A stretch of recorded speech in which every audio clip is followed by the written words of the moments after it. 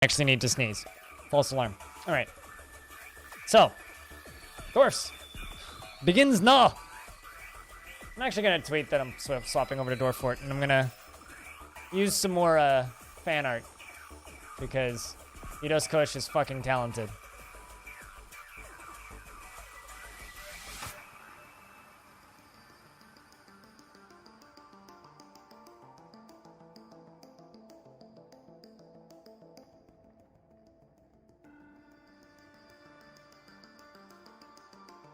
If I can remember where I put this stuff.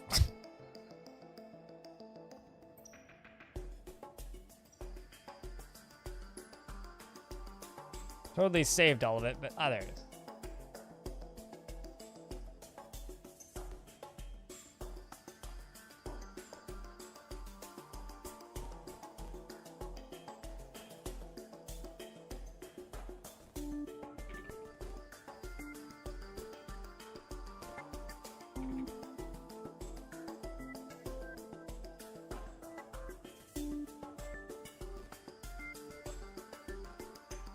Making you blush, I try.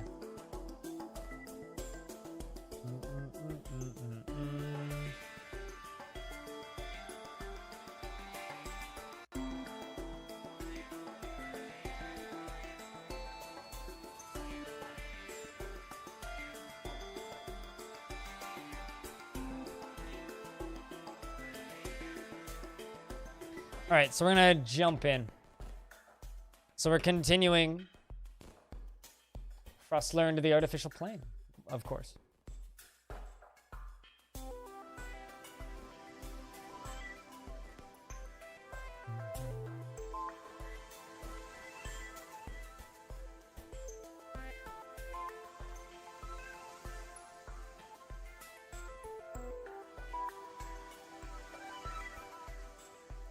All right, so we've got a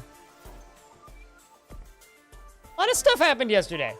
That's the easy way of putting it. A lot of things happened yesterday. To those of you who missed it, we had a mayor's suicide. Our vampire mayor suicide their face on a forgotten beast and get shreked.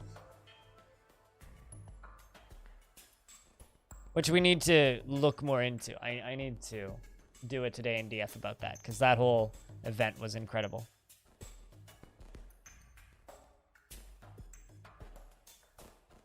You know what's weird? I've been streaming for getting close to a decade.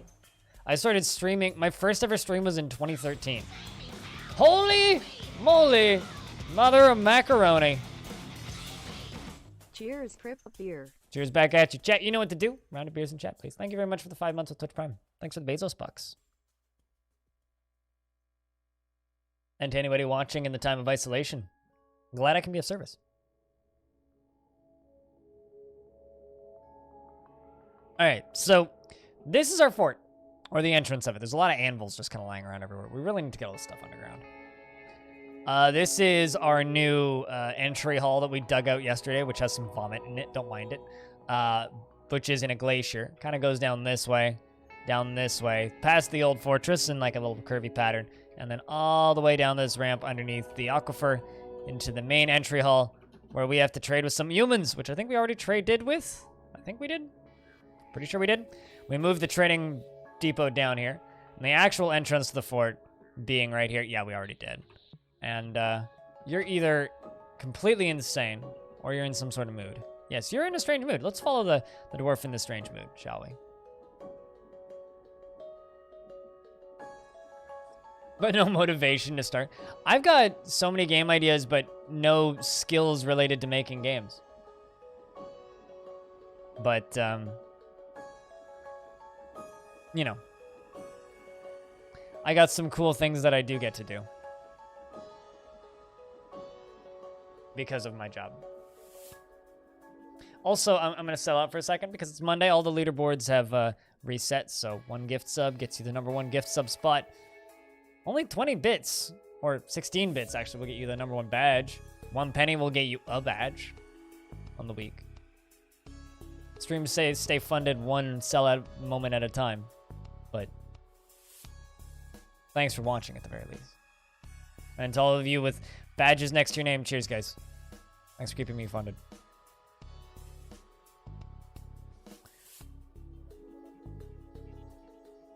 To actually design the level? For Hotline Miami, yeah?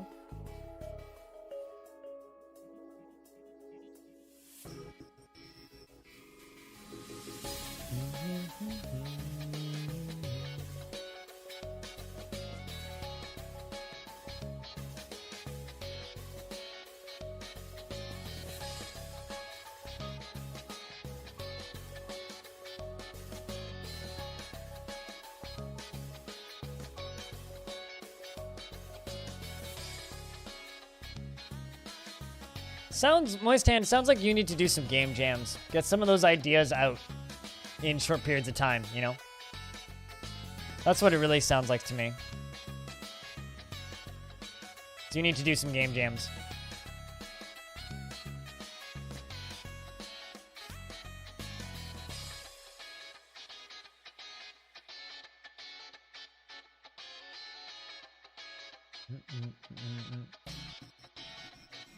You just gotta start somewhere? No, totally.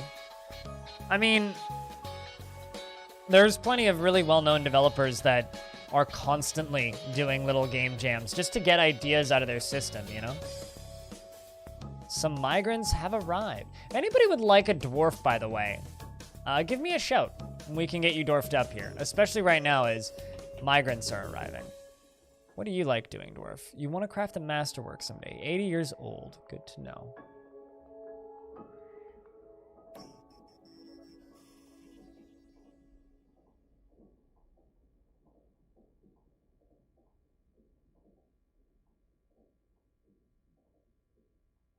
Personally sees Guile cunning as indirect and somewhat worthless. Values decorum, dignity, and proper behavior, and doesn't care about art one way or another. Yet dreams of crafting a masterwork. Not a good military dwarf. You have kills. You killed some goblins. Squug. Squug likes sandstone, pig iron, almandine, cassowary leather, emu tooth and coral, fox, squirrel bone and shields and shoes and millstones, and crowns and alpacas for their resemblance to a miniature llama, and muskox men for their strength.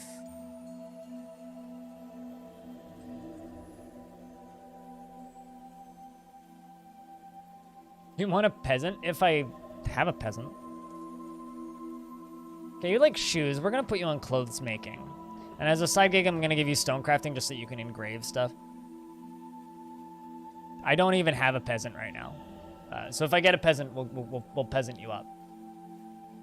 Crocodile, you'd like a dwarf? We'll get you a dwarf as well. So another animal trainer right there. Ingus. Take you off of hunting real quick. Dreams of mastering a skill. Meager ability with social relationships and poor focus. Good analytical abilities and music sense. And a good memory and the ability to read emotions fairly well. 77 years old, born on the 11th of Opal near 347. That's fine, even if you have been in this fort before. So I have to like remind myself how you spell your name. Killed 4 goblins. She rarely feels discouraged and isn't given to flights of fancy. She's rarely happy or enthusiastic and is conflicted by this since she values parties and merrymaking in the abstract. And she has a noticeable lack of perseverance, and she is somewhat fearful in the face of imminent danger. Doesn't mind a little tumult and discord in day-to-day living, and she does not go out of her way to help others. She is quite comfortable with others and that does have that have different appearance or culture, and she has a greedy streak, and she tries to do things correctly each time.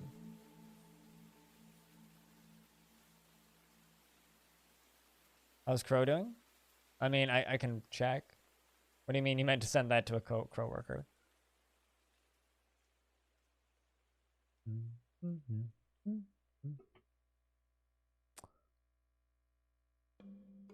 Looks like we have a reindeer. There's a leather worker.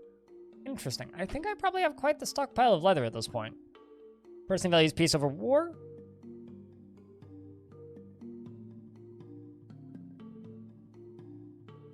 Meager ability with social relationships. Good creativity. Might actually just leave. How are we doing on leather right now? Or tanned hides? Only 39, really? Oh. Can you, leather... Make leather leggings. 40 of them. Or 20 of them. I don't think I have quite enough to make 40. Wood burner. Dreams of mastering a skill.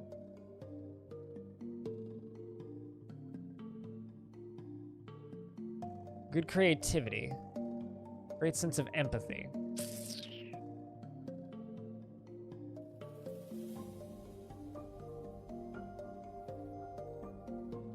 Make dwarves thick as fuck. I mean, you gotta see them thighs, right?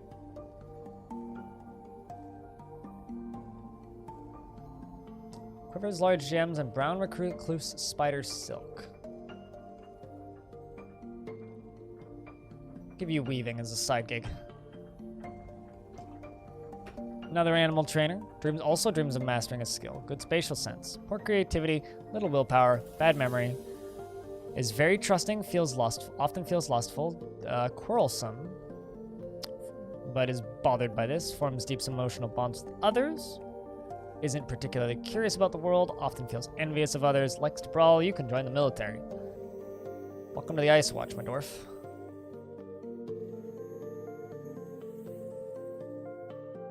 Seems to be a pretty small migrant wave.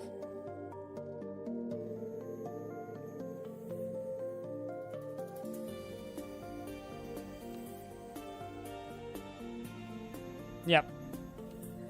Certainly seems to be a pretty small migrant wave.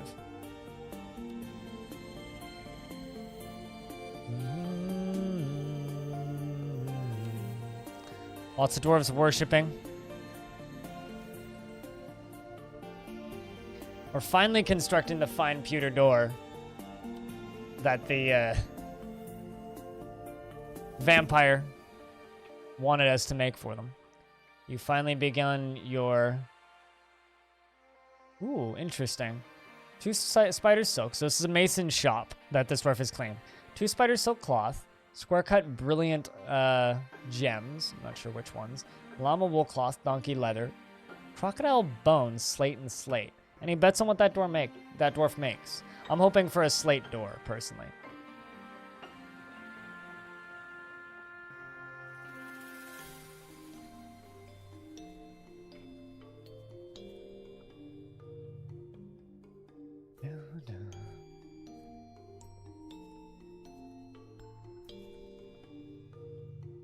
Also, investments are opening. Bed? Beds aren't that great. Like, they're nice, but they only make one dwarf happy. I like a door. A door is really nice because all the dwarves that run past it get the good mood. Also, Crow, you were asking how Crow is doing? Doesn't handle pressure well. Frustrated after being unable to pray. Wants to be able to pray, wants to be able to pray, wants to acquire something. You know what? You've got a lot of jobs right now. You can have a break. You can stay on healthcare. Gonna go attend that meeting, and then you're gonna go take a break.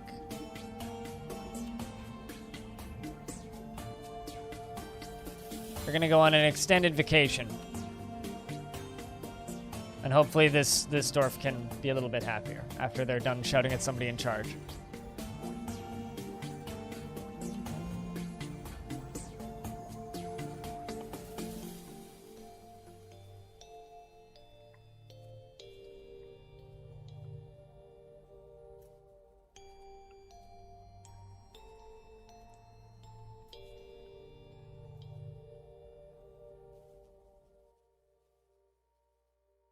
You can pray again? Yep. Well, actually, right now you're going to go sleep.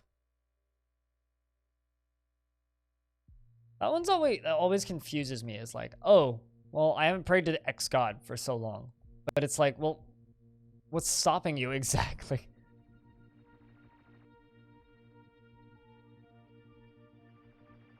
So our mayor, who was a vampire, took out a whole lot of dwarves before they suicided. I mean, this is fine. Erdim, the planter, has created Borashir, a slate grate, and offers it to the Frost Mountains of Learning. And I...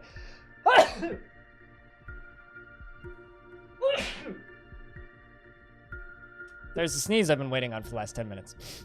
Ooh.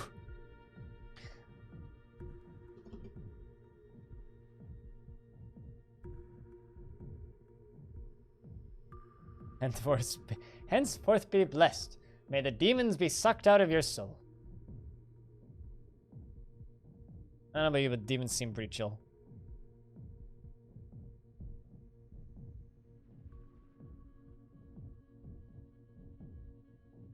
It's worth 37,200. Raked, released, brush Sobir. This is a slate grate. All craft dwarf ship is great, and of the highest quality, of course. It is encrusted with cushion, slate, cabochons, and decorated with donkey leather and llama wool, and cave spider silk, and encircled with bands of marquee cut pinfire opals. And this object is great and menaces with spikes of slate, because it's great. On the item is an image of cave spider silk, or on the item is an image of a weapon rack in crocodile bone. Hello, D-Trick. How's your day been? So something I would like to do today,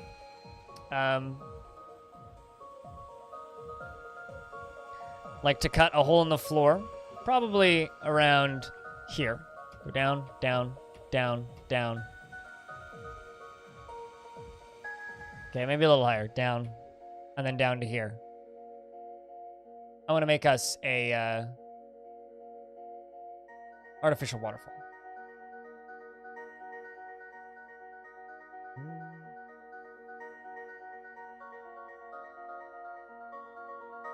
Called my truck that I had in the last week. Oh, that's good.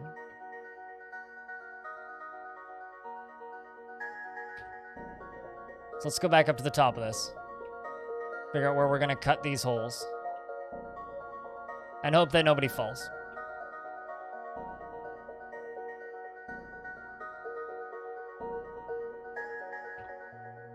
Because, frankly,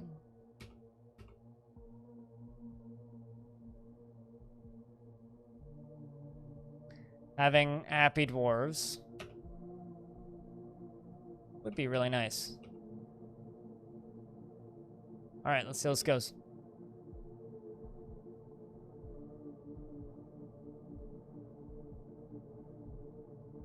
There we go, cutting all them holes.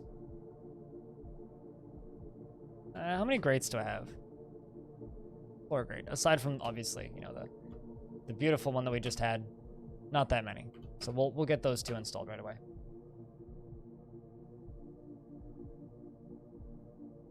So that means the problems aren't as bad as you thought, Cyrilic? I don't know much about cars.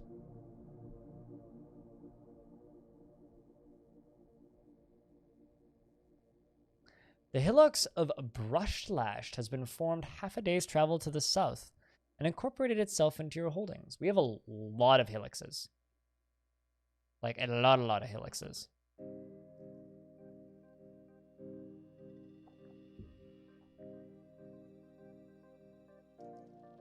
Yeah, good to know. Now it's only 100? Yay! Okay, that is good. I know, sorry, I know nothing about vehicles, so...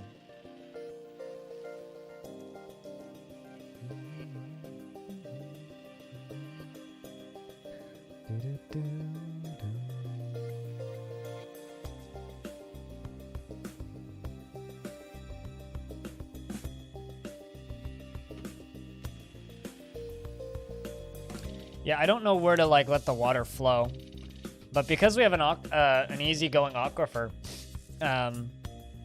building a pump system would be really easy, or alternatively, just letting the water flow would also be really easy.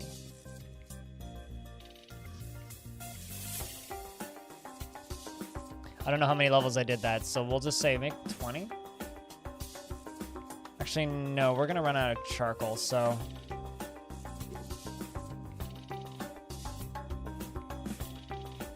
Let's just see. 4, 8, 12, 16, 20, 24, 25.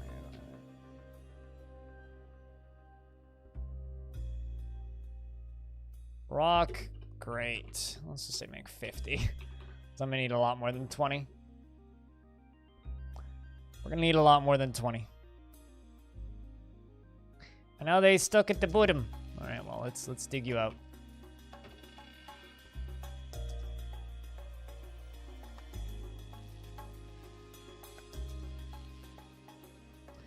And there we go. How should we drain this, chat? Should we drain this off the map? I think we drain this off the map.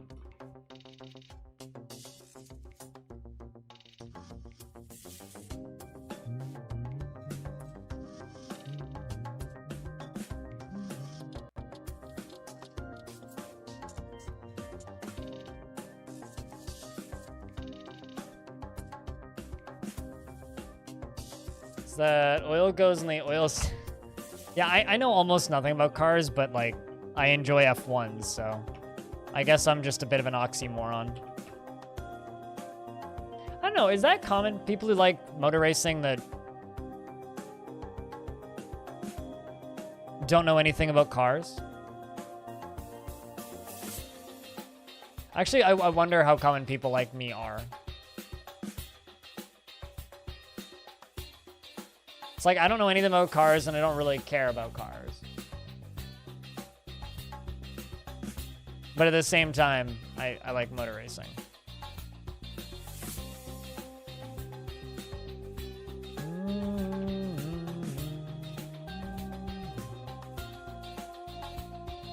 I think this will be the last Z level drop.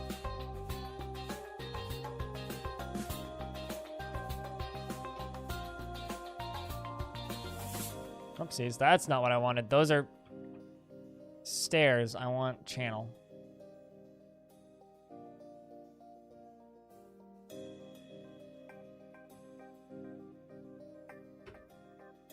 There we go.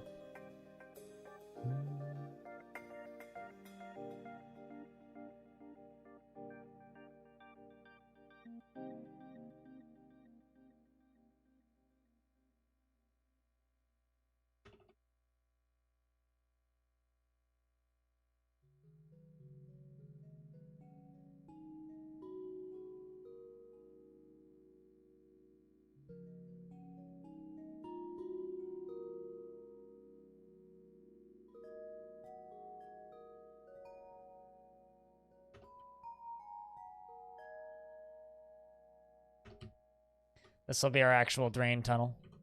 Trying to make it look like a, you know, more proper drain than anything. The water's not going to flow too fast on this, so we do need to get all the boulders out of it. Otherwise, it's just going to look awful, so that's going to be the next goal here, is removing all the boulders and smoothing it up as much as we can.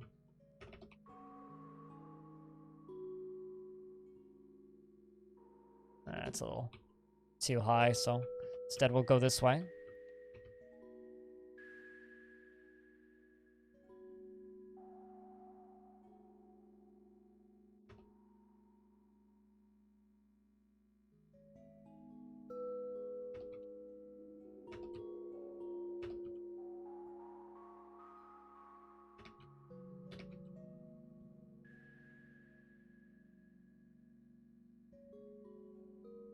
Looks a little silly. Let's make this side look a little nicer.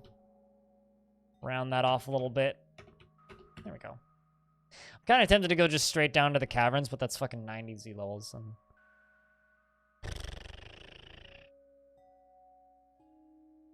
I once helped my dad do an oil change on his truck.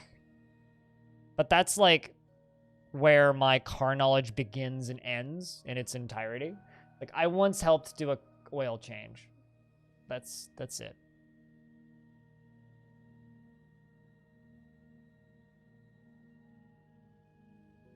That's it.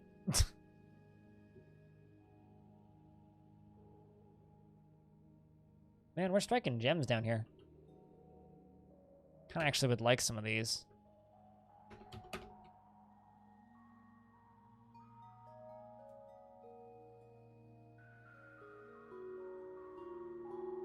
You can see the two not being necessarily related.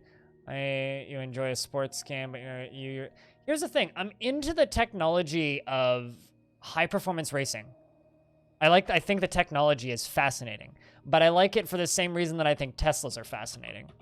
You know, like, I have no desire to own one, and do I really know how they work? Not particularly, but I find reading about them interesting. You know?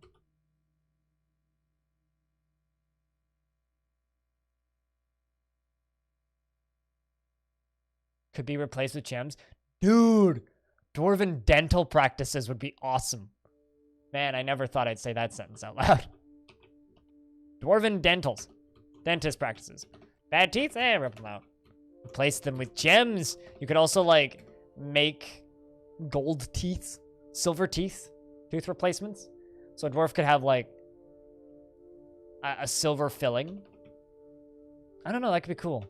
Make lead teeth replacements. I'm sure that would be fine, right?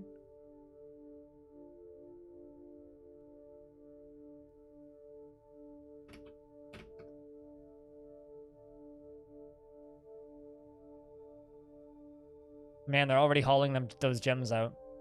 These are valuable, guys, these ones. Oh no, these are cherry opals, never mind. I thought that those were rare. Fire opals, oh well. Still, we'll take them. Where are the old teeth? Yeah, craft teeth into a necklace. I don't know, that's pretty savage though. Dwarves ain't savages.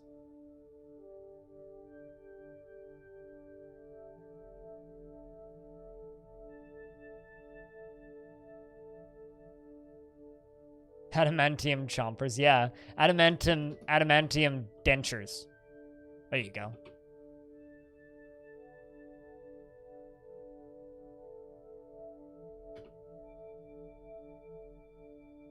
There we go. That's what I need to get done. We'll begin smoothing that end. Elkbirds fighting. There's a really mean glass forgotten beast flying around killing all the cavern creatures.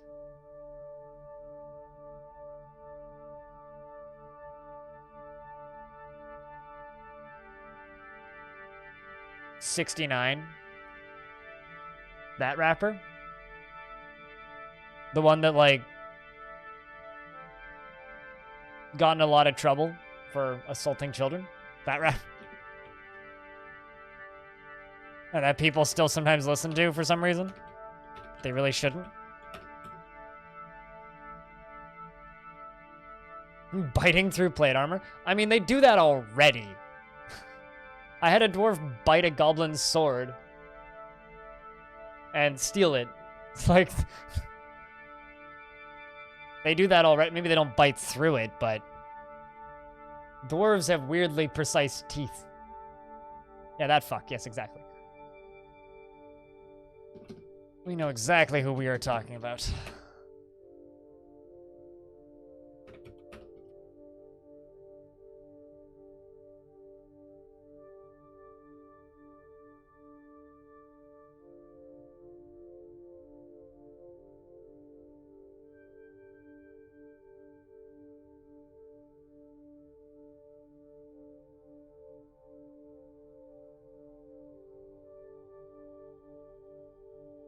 Which is why March 2020 is one of the most influential months in history. New Half-Life, new Animal Crossing, don't really care what people seem to. New Doom, a pandemic. I mean, Dwarf Fortress updated just before this. Like, 2020 is a really important year. Like, this year is going to go down in history for all of the reasons. Also, Canada has officially stated, no, we're not going to the Olympics. So there's that.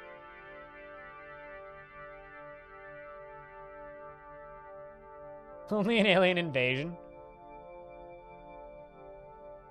I mean...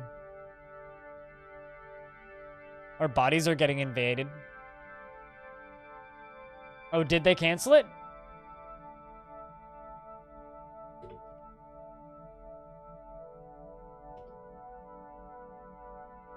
Because I haven't seen anything about that yet. Don't joke, Hayes. Don't joke.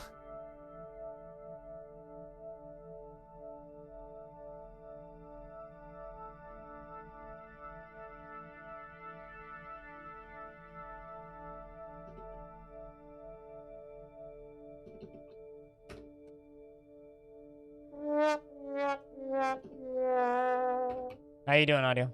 Hey, you. What up? How's things? My knee is hurting. I wish it would stop hurting. But my knee is hurting.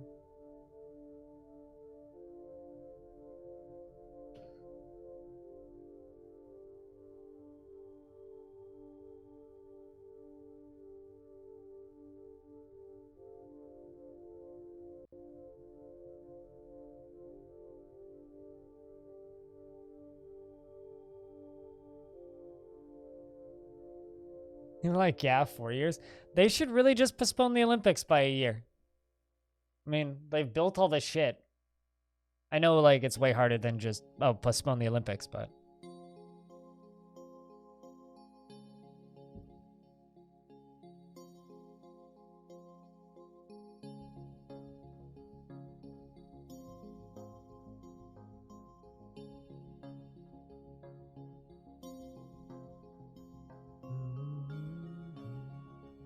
They start sweating for that one when they send a conscript retaining invitation through email.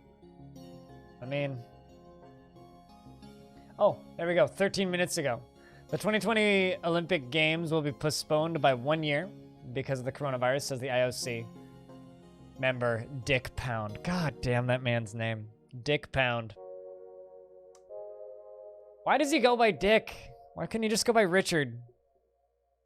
Dick Pound. That man's name is Dick Pound, chat. Every time I read that name, it's not a joke. It's actually like this. Here, I'll post the tweet.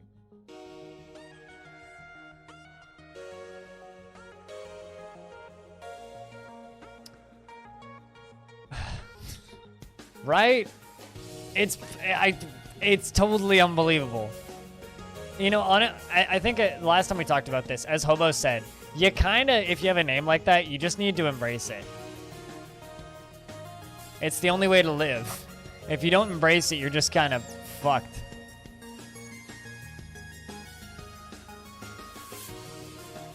Yeah, something like that.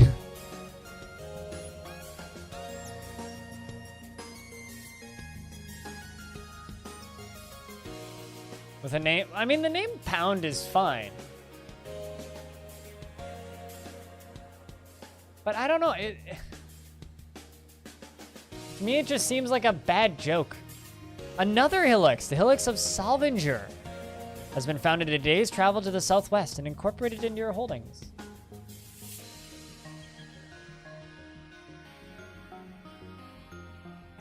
Yeah, I feel like the guy is either like not funny at all and just is stone serious about everything, or he's like that uncle that's like, hey, pull my finger, and then he farts. He's one of the two. And I don't want to judge a man by his name, but that's what it seems like to me. I don't know. I would like to meet Dick Pound.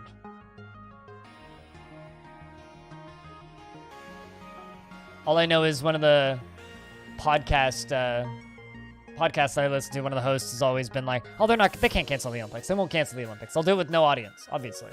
It's like, no, they can't cancel the Olympics. Right up until like last Tuesday's episode, and he's just like, yeah, no, they're not going to cancel the Olympics. They can't cancel the Olympics. Get fucked.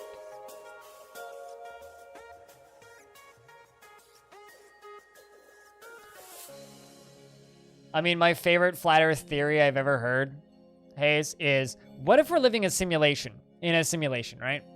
And the people running the simulation are fucking with us. So for the vast majority of people on Earth, the Earth is flat. But what if there's global chat, but we see the world differently? And for a small percentage of people alive, the Earth is flat. Like, say, let's just say 1%. Or 0.4%. The Earth's actually flat. I'm just saying. If we're living in a simulation, anything is possible. The Earth isn't flat? Pog. What?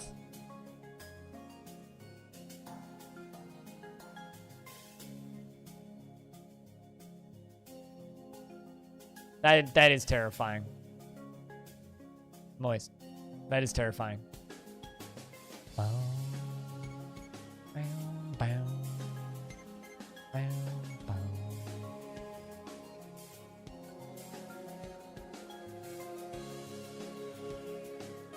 I mean, I'm okay with this. I mean, I'm pretty sure that this is all for nothing anyway in the grand scheme of things if you look at how teeny tiny our planet is versus how big the universe is. In the grand scheme of things, in the grand scheme of things, we're completely irrelevant. So, all I have to say is, cherish the time you have. Cherish it. Enjoy it. Before somebody decides to generate a new world.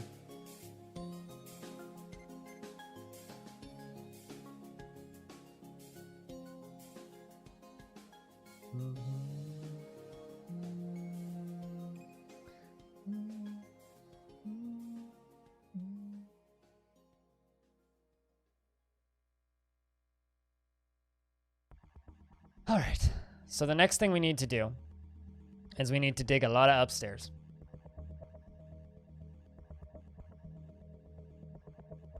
Save file is hovering over the trash bin. Maybe we're already in the trash bin, they just haven't emptied it yet.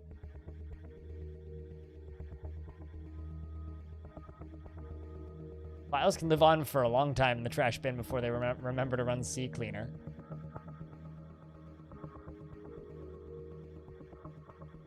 At least in my experience. This random blue screen. I mean, I hope that they're not running Windows. If they're running Windows, we're fucked. Does Half-Life Alyx have reviews yet? I'm just curious. Very positive, 52 reviews. 84% positive. This means that RimWorld is reviewing better than Half-Life.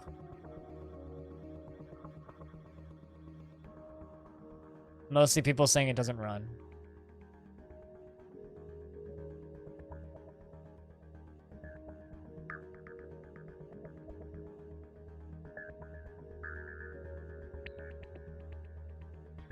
How you doing, El Naso? It's good to see you. How's what news? Half-Life Alyx? I mean, I care about Half-Life Alyx.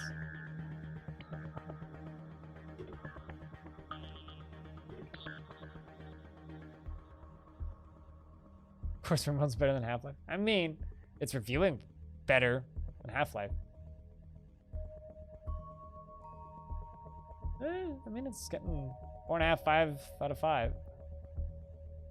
Really curious to see what reviews better, is Alyx or Doom. That's just as somebody who likes video games.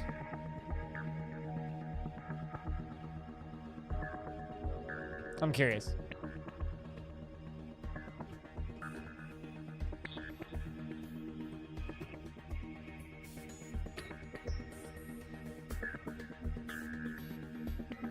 How so? How's he struggling?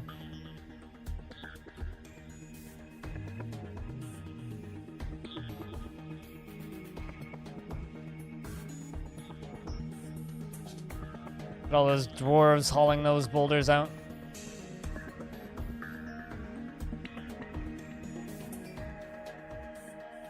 Luckily, they didn't do that.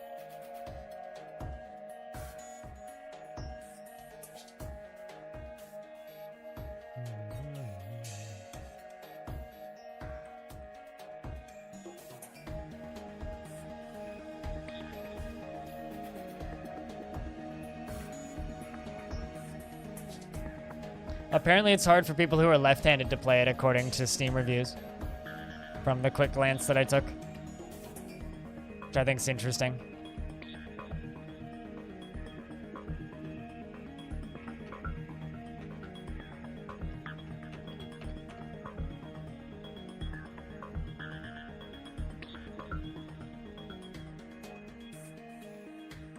Imagine having a fountain in your tomb. We're getting there.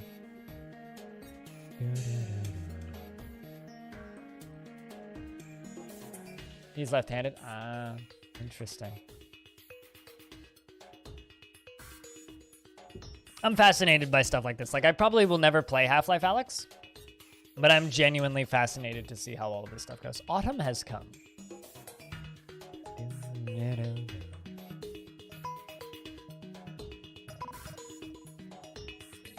Cats and kittens, yep.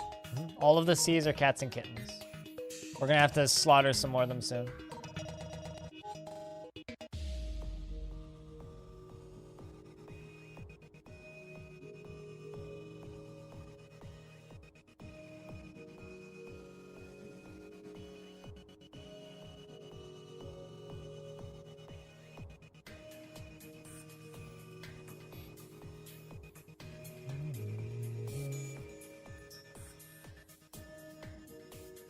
You can smell what creature the letter is, yes. You can kind of tell by the way they move if you stare at them long enough. My favorite little thing about the cat AI in Dwarf Fortress is cats want to be near to creatures that they like. So if they like a particular dwarf, they want to be close to that particular dwarf. Not to be confused with this KV This KV pup.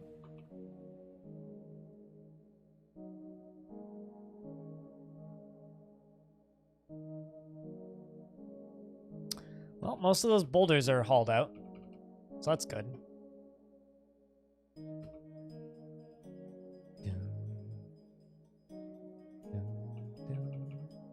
All right, so above this, all the way up here.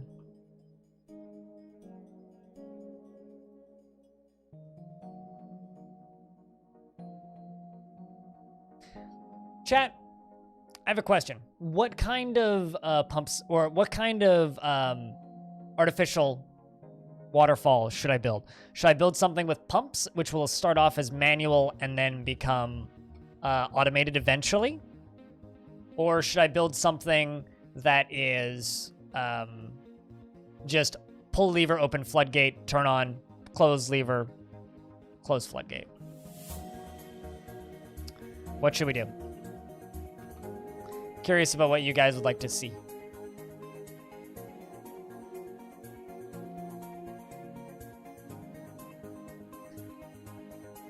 Confident after... Oh, hey! They actually have good food.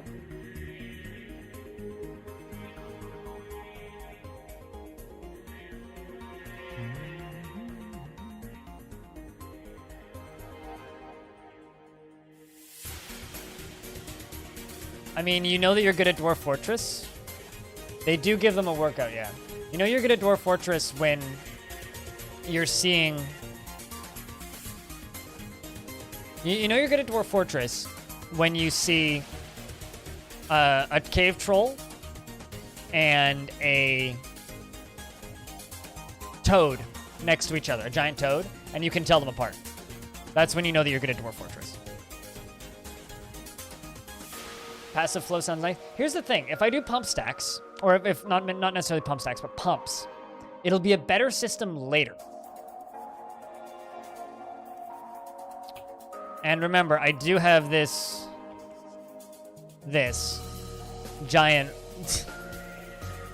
water thing that I could dig into pretty easily. Like, I could drain some of this into a reservoir pretty safely. And at least use that for something. Also, if I'm using pump stacks, it cleans it.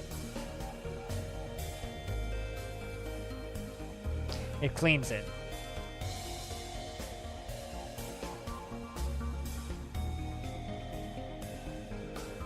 Well, this is my tavern right now, right?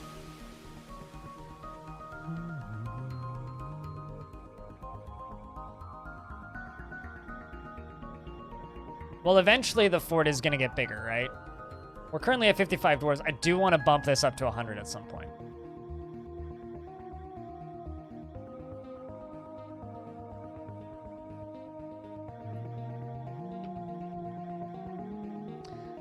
You need a great bedroom and you only have fine quarters.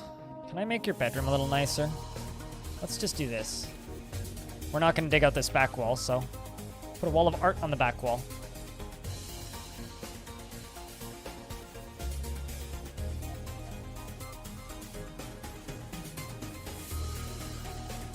And a nice coffer.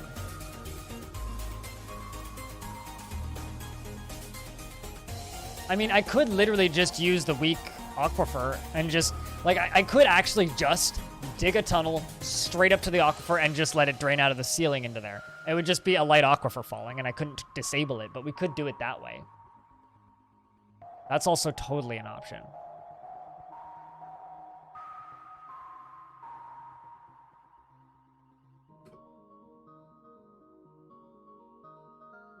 I think we'll do it with pumps.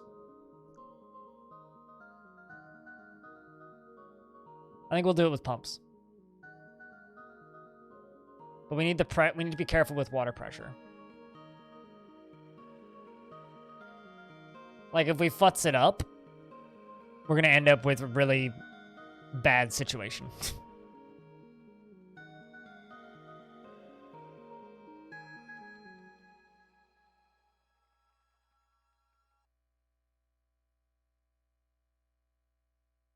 Like, really, we're gonna end up with a really bad situation.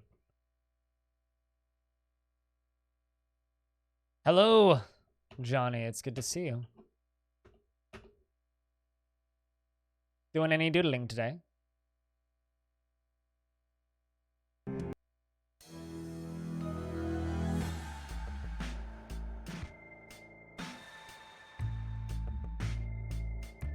The old chamber as a source? Yeah, I mean, it's nice thematically, too. Using the old chamber as a source. All right,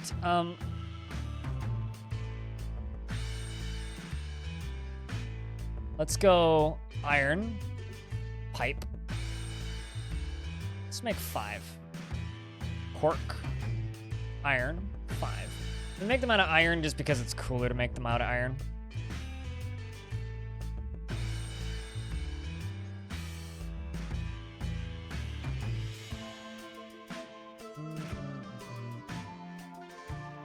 That's Thomas the Tank Engine.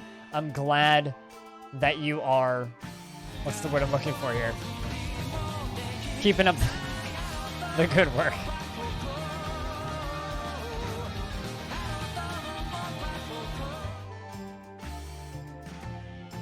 How you doing, Eggman? It's been a minute. I hope that you're well. Hope things are going good in life for you. As well as they can in these weird days.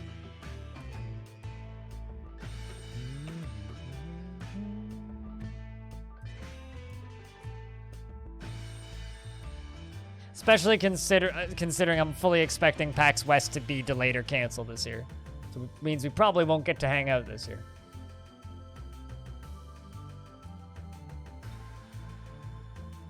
Pressure plates for automated... I don't like using pressure plates. I don't know, I don't trust them. I don't trust the dwarves to go stand on them. I use levers if I'm going to do flow control. What can you do? Like I said earlier, it keeps life spicy. Do you really have to go to that smith all the way the hell out there? We have other ones.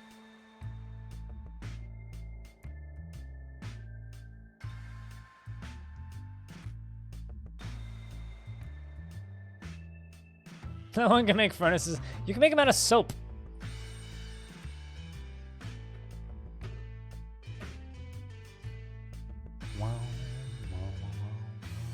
I just saw a dwarf putting away a musical instrument. They must have just been playing some musical instruments. This dwarf is telling a story.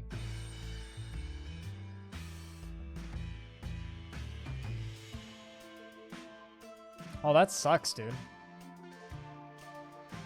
Caravans arrived. Like shit.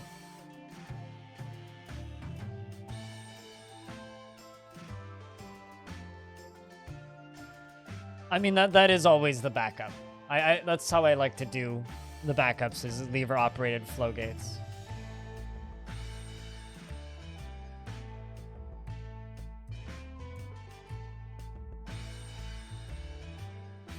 Yeah, no kidding.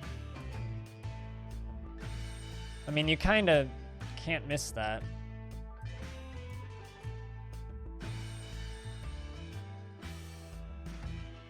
Fire up the soapy furnaces of war and hope they don't dissolve. It's dwarves' worst enemy, a bath.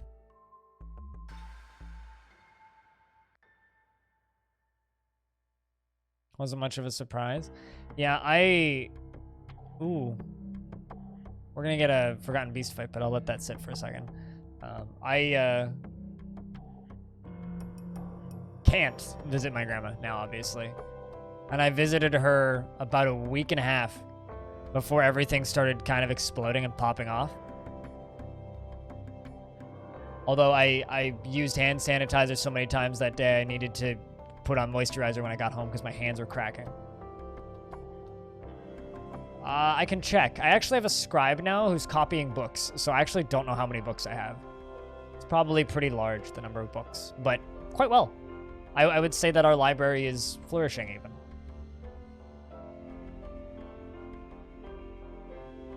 Man, no, I'm glad you're hanging in there, if nothing else. I'm assuming you guys are all working from home these days? Eggman? Because, like, Seattle got hit pretty bad. Alright, let's read this Forgotten Beast. The Forgotten Beast Urith Gubadon Arist has come. A great hairy skink. It has 2 long hanging tails, and it squirms and fidgets. Its burnt umber hair is patchy. Beware its deadly spittle. We're gonna follow this because it's gonna fight with another Forgotten Beast. That glass one.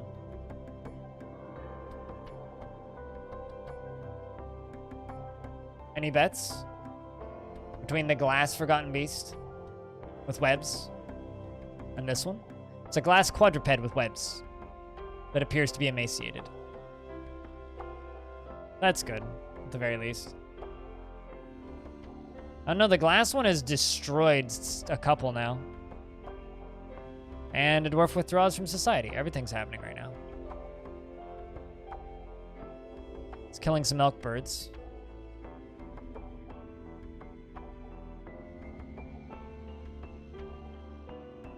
Which means more prize dollars. I mean, poker. Oh, the glass one destroyed it. Jesus, I missed it. Yeah, no, this guy is scary. It's a quadruped composed of clear glass with 2 long swinging trunks. It appears to be emaciated. Beware its poisonous vapors. Yeah, vapors, not webs. Dwarf just wants some social distance, yeah. Alright, it was Monom, the miner.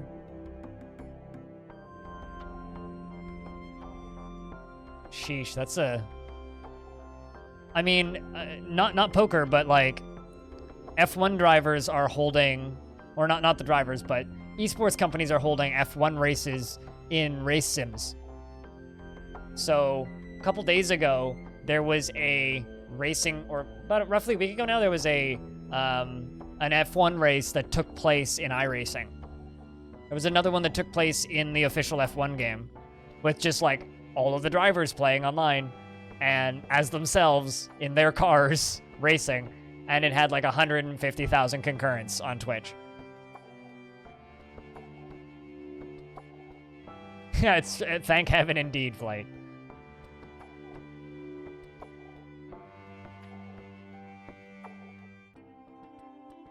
Are you guys just doing those on Discord? I was wondering about that because I know how much you like care about those pub trivia nights.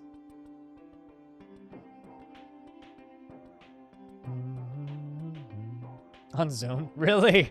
Zoom? Interesting. It is better than Discord, but...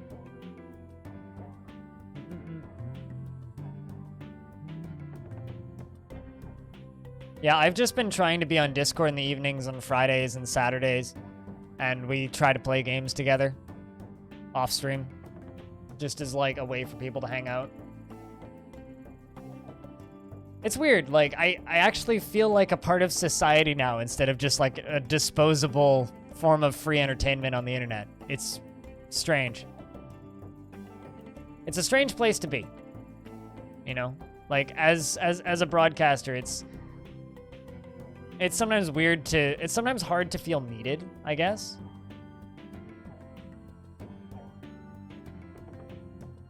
Yeah, we'll just sell prepared meals. We'll just do that. I just want books. Are we making meals right now? Yes, we are indeed making meals, so we got plenty. Duck game when? Friday, after I'm done editing. Maybe tonight, actually, because today's stream's gonna be short. Like, I only have about 2.5 hours left of stream time today because I have to go do my taxes. I actually have to go outside, so I got gloves. My parents gave me masks, and I got hand sanitizer. So I will be going on the free public transit because public transit's free right now, and going over to the tax office and paying them for doing my taxes and picking up my paperwork. It's cheaper than paying with money order.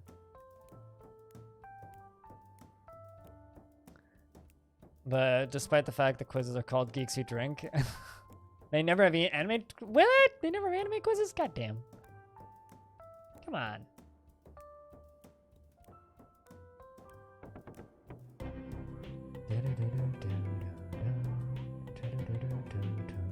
We need to talk to Lewis and see, because Lewis is into his job again. We need to see if we could potentially do some episodes of story mode again with all this shit going down. I meant to reach out to you about that because there's quite a few games that have come out that I wouldn't mind talking about with a crew. I kind of miss those. Really? When are you starting? Like now? Be luck.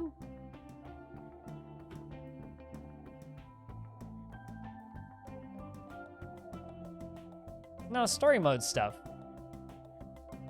Oh, tomorrow. Well, go buy canned food. Or maybe don't. I don't know.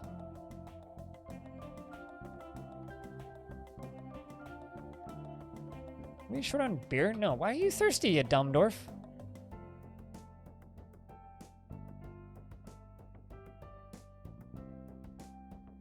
Okay, go get yourself a drink. Silly dwarf. Alright, I think we should be able to... Nope, not yet.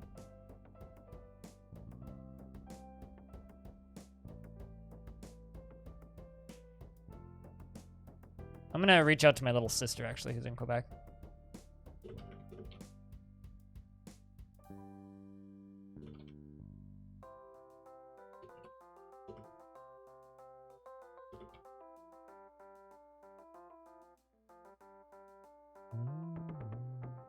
You just came back from a grocery run? Good stuff.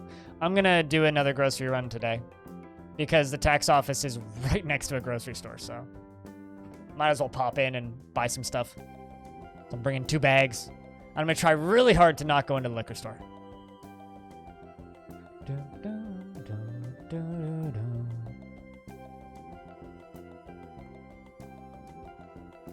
Yeah, I'm just gonna stockpile some frozen vegetables pretty much because that's like the one thing I really need right now.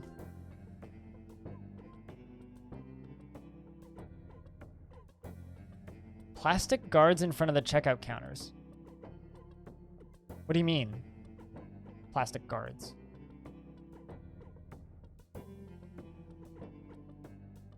Also, Eggman, I don't know if you know this, but on the 18th, Twitch broke their world record, their all-time highest concurrent view count. 19th, they broke it again. The 20th, they broke it again. And the 21st, they broke it again. And it's been steady since. Which is crazy. Where's my frickin'... Where you at, Johnny? There you are.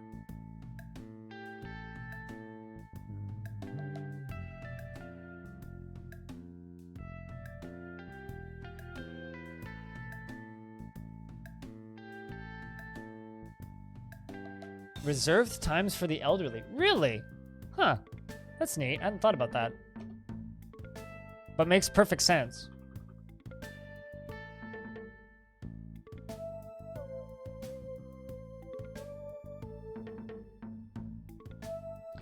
Alright, after we do this, I was supposed to check how many books we have.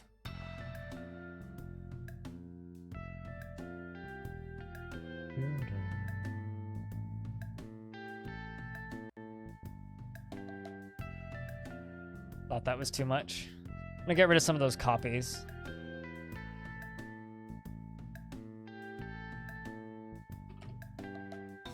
There we go. How many books do we have in the library now? 113. Yeah. We have 113. 0 writing materials currently, and we have Shimmy, a scribe, and Hendrico, our scholar. Shimmy is currently reading books, blissful, remembering, dining in a legendary dining room. Wants to be around friends, but that's okay. And our scholar is drinking.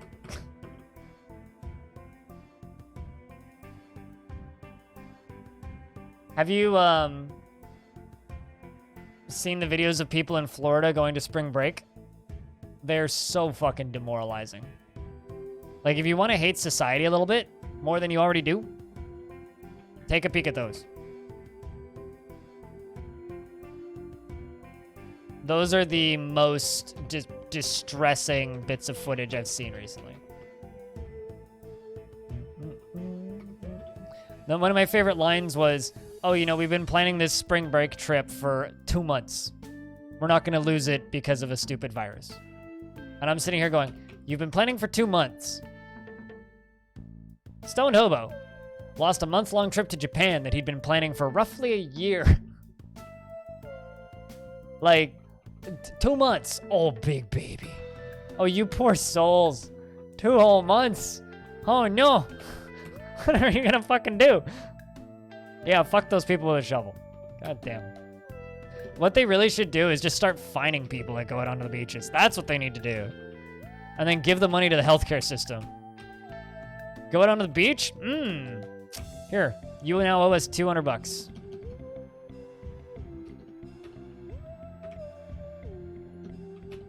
Like, come on. Come the fuck on.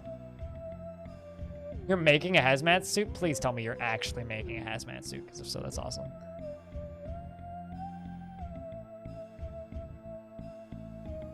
Like, what kind of trivia? I know that you mentioned anime trivia. Anybody here know any good random anime trivia? I mean, I'm probably not that helpful. And the reason I'd say I'm not that helpful is because most of my anime trivia is like, oh, Goku's voiced by a girl. That's like kind of the easiest random shit that I got. Just random, Okay, just random trivia, chat. Good bits of random trivia. Anime round's done. Gotcha, okay. Good bits of random trivia.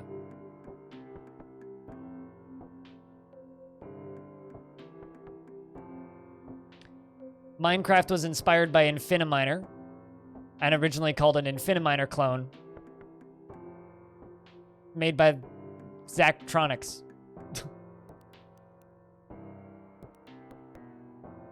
So Zachtronics, the guy who made fucking incredibly difficult puzzle games, made the game that Minecraft is based on. Although that's maybe a little bit too obscure. Current events would also be good.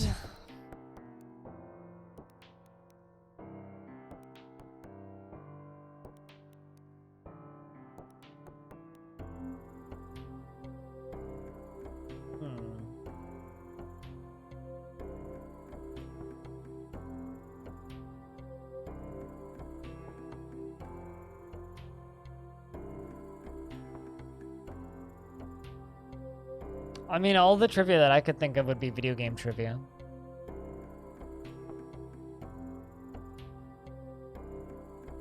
Which might not be that helpful. So migrants have arrived. A herbalist. Don't really need herbalists.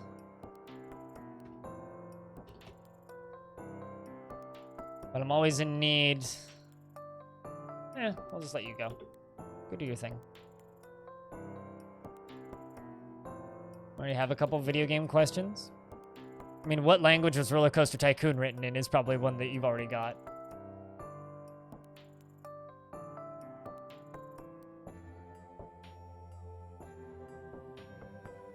Theme park trivia would be neat.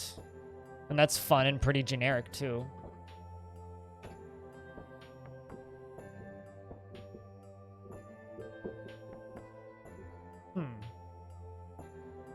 Chat, give us some, like,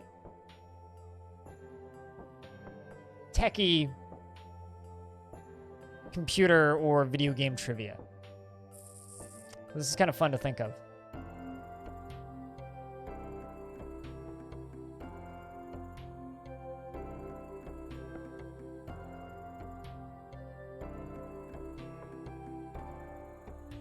Like, how about this? This isn't really techie, but what's the highest selling record of all time? Vinyl record. Especially because, like, someone could probably guess it, too.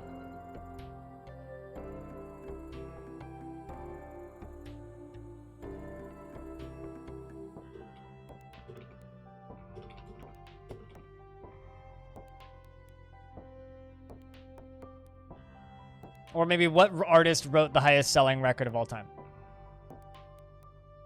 It's the Eagles. Greatest hits.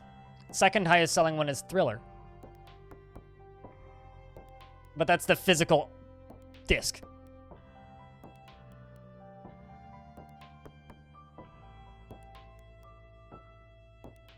Which I think is fascinating. So it's not like the highest selling album of all time, it's the highest selling record of all time.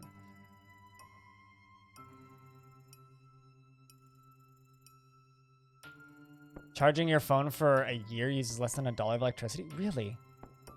Huh. It's actually really interesting. I didn't know that. You want to create a great work of art? We'll put you under stone detailing. That's not niche trivia at all. No, he isn't. Well, Elvis is so early, like there's... The music industry grew a lot after Elvis, right? Uh-oh. Got a ghost. You gotta deal with that. I've probably got them all memorialized already. Yeah, I do. I just need to get the dwarves to place them. I've actually got two. One of Tapioca and one of Catan. Do I not have one? Tapioca?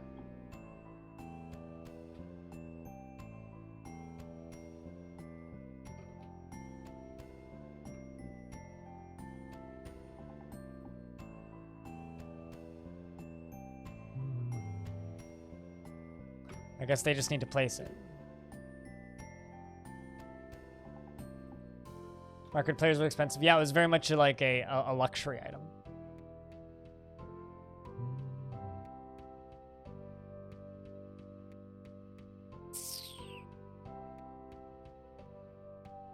But yeah, I guess that could count as random trivia. I mean, here's another one. What was the first product that Edmund Macmillan put out? What was the first video game that Edmund Macmillan put out? I mean, most people would say Super Meat Boy, but it's Gish. Being the, creator of Binding of Isaac. There's just a ghost chilling out in the... Oh no, it's spooking dwarves! Catan is just terrifying my dwarves. God damn it. Now it's flying up. It's going down and hunt. Oh, it disappeared. Bye, ghosty. Oh, no, it's back up. God damn it.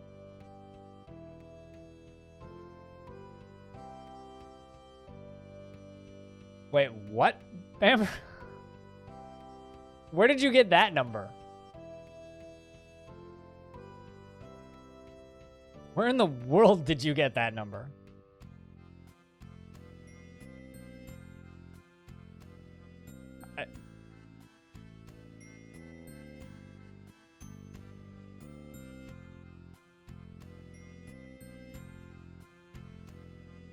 Huh. On Twitter. I mean, sure, you could have a worse source.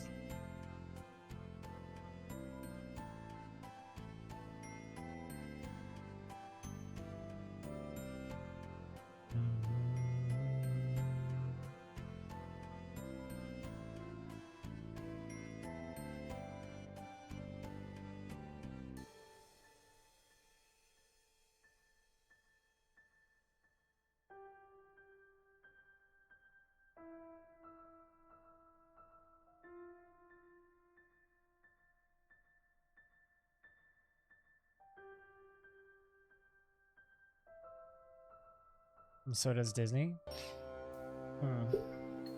I don't actually know that much random theme park history.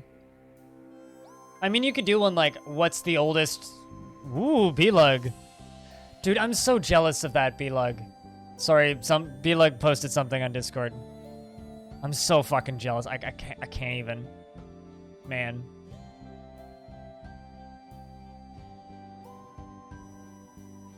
Also, we were talking about music for coronavirus earlier. I haven't listened to this, but it's by a friend of mine, so listen to it.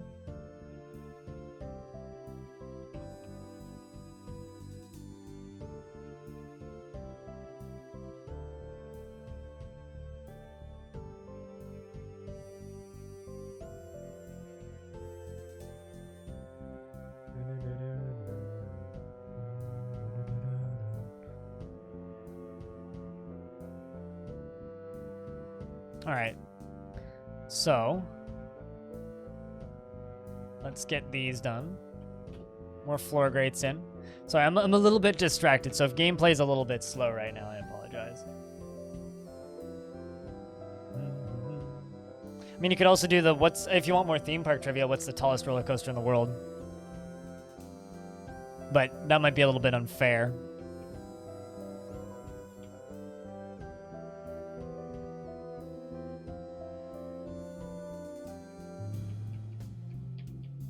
Okay, I need 2 more. Greats.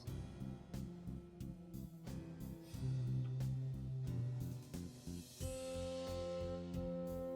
wondering about, like, movie trivia.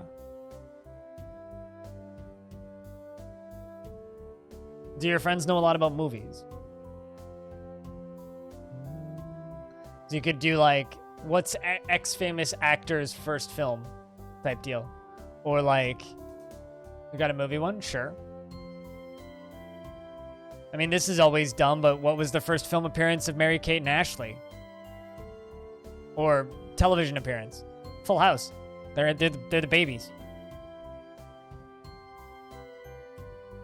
Like, everybody in, like, our age group knows who Mary-Kate and Ashley is, at least from a distance.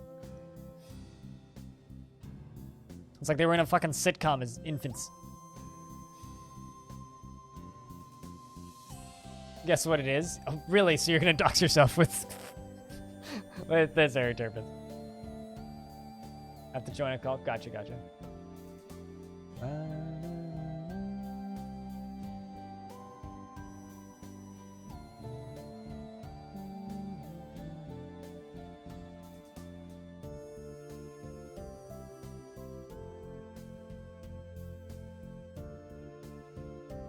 Answer Yiddish. Oh, really? I haven't seen Blazing Saddles since I was way too young to see Blazing Saddles, so... Crow's still depressed. Come on, just go pray. You have no fucking jobs. You dumb Dwarf. God damn it. Yeah, I know. I just think that's funny.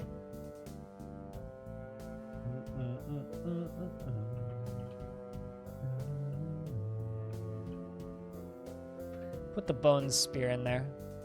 There we go. All right, so...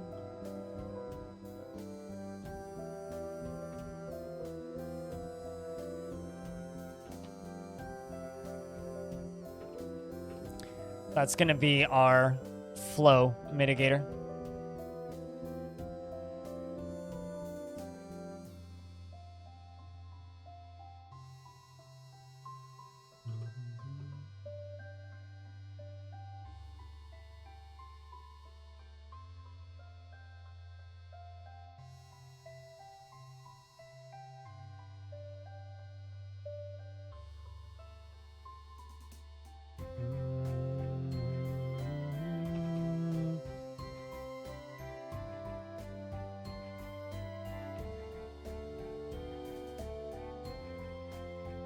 Trying to think of some, like, more band trivia that would be known outside of, like, dumb small circles and niche genres.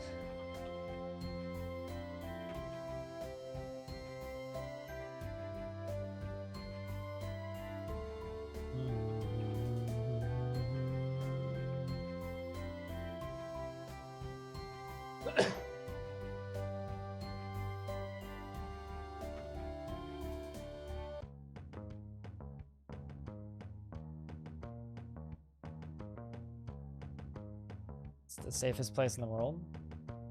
Much as Dubai and Abu Dhabi interest me as a tourist, I don't think I could ever go there and feel safe. I think it's just such a culturally different place. That makes sense. And I kind of lean to be the same. So even though, like, yes, it is actually a really safe place to be, culturally, I don't think I'd feel safe.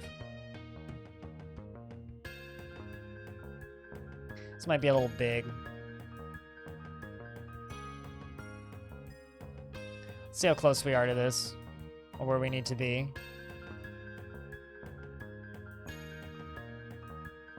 So if I go up to here, say we're gonna pump out of right there, or drain out of right there. Okay. So I'm gonna build a reservoir right here. And we're gonna pump out of the reservoir and into our thing.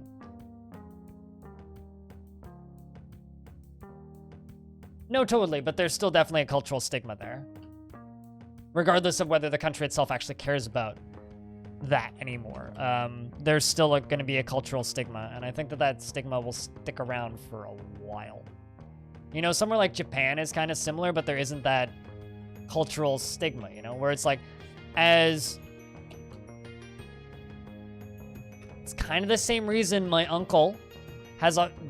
He's East Indian, uncle by marriage, has a hard time traveling in certain parts of the States, even if he's completely safe. There's a cultural stigma there, where people look at him as foreigner, even though he's like 8th generation Canadian, and has been to India once in his life. Like, stuff like that, you know? Is he safe there? Yes. But is there still going to be a little bit of cultural stigma? Yeah. All right, so that's going to be our drain filler, and I can block that with a single floodgate.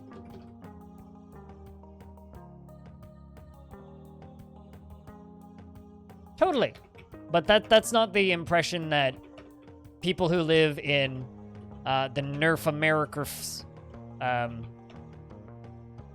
see. Especially people from religions that were traditionally looked down upon there, you know. But, you know, that's stuff that just humanity as a society needs to work on, and it's stuff that we're getting better at, which is good. You know, everybody looks at Canada as, like, the tolerant country, right? Hopefully the entire world will look like Canada in 20 years.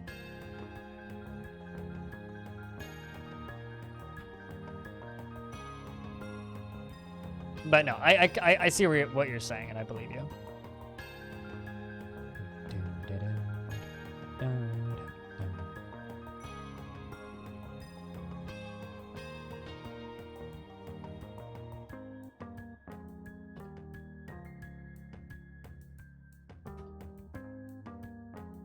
What? Where are you getting this shit? How do hamsters get jet lag? I have several questions.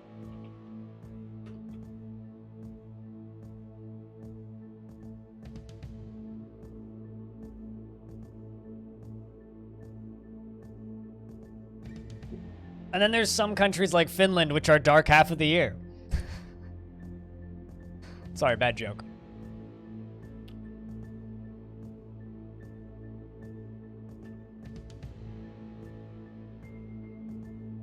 You know, let's build a... Well, actually, no, we're gonna need to access that, so... Awful joke. I try. I try.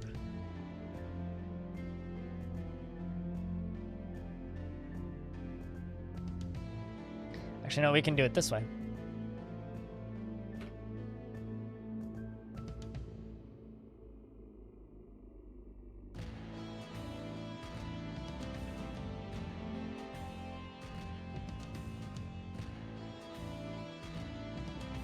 You didn't get any snow? Oh, so you don't have any, like, kickback from the light of the snow? The reflections and glare? That's unfortunate. Hang in there in the darkness, friend. I know Bellinaire was saying that they got a boatload of snow all of a sudden, and he says it's super fucking cold. He's like, we're getting winter too.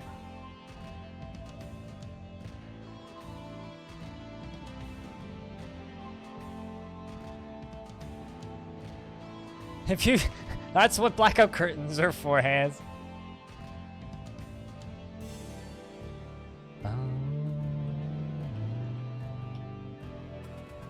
I've asked my landlord if I could install blackout curtains a few times, and she said no. It makes me sad, I'll be honest.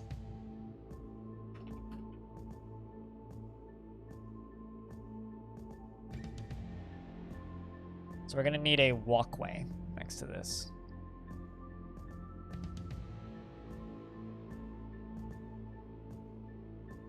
We'll figure this out.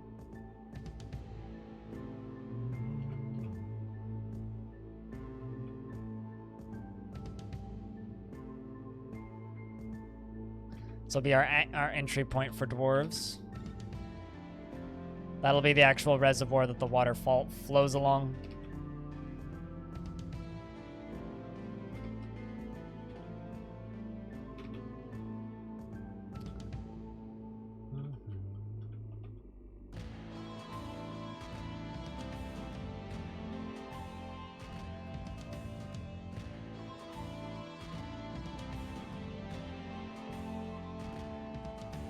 Why would you say no to that?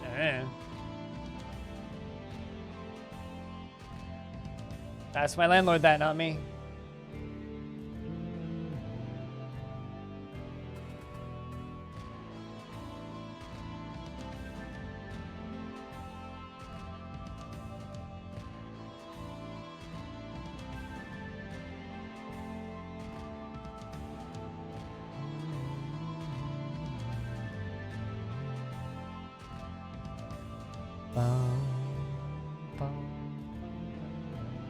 Still trying to think of like random trivia shit.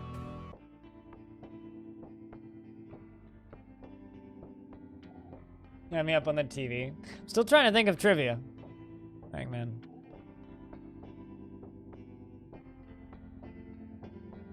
But apparently, Viagra cures hamsters. What'd you say? Hamsters jet lag?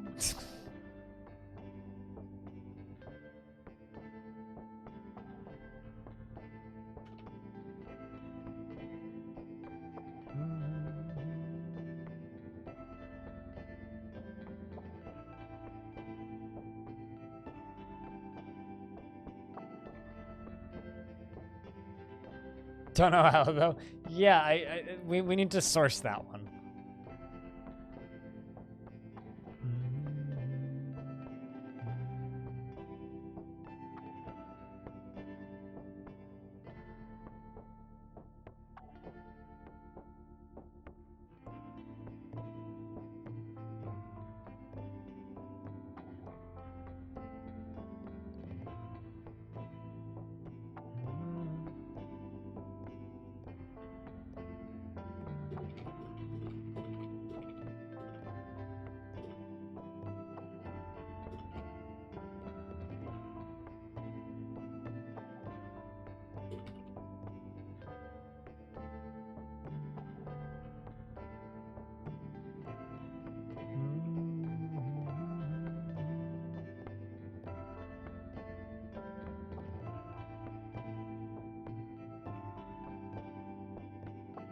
Excuse me. Okay, so this is gonna be our reservoir, and we're gonna dig this underneath here. And we're gonna have the pumps facing this way, and we'll have two of them, and they'll pump it along. Pump the water along here and then down through there.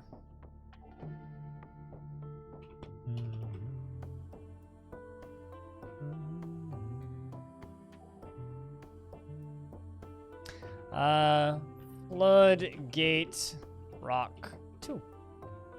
I need 2 floodgates.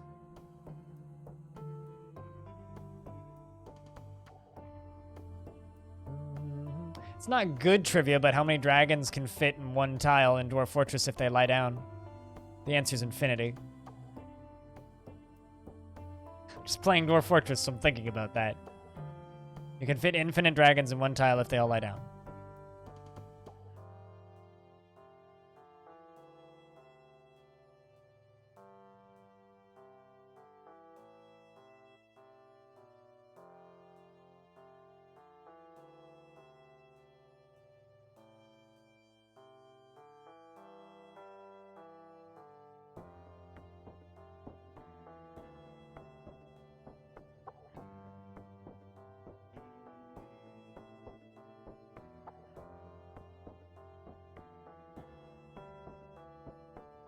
Then they can't occupy the same tile.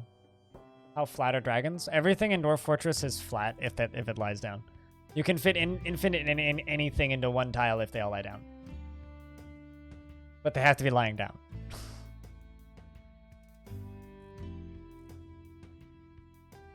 But Dwarf Fortress is just a weird game with way too oddly specific physics.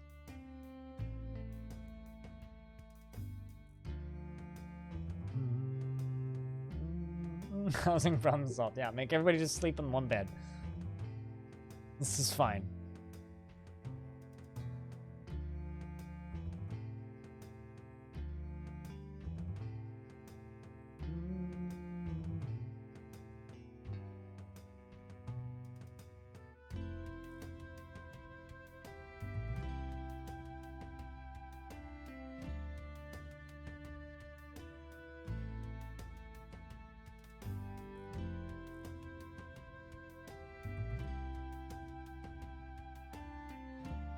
Also, hello, Talquin.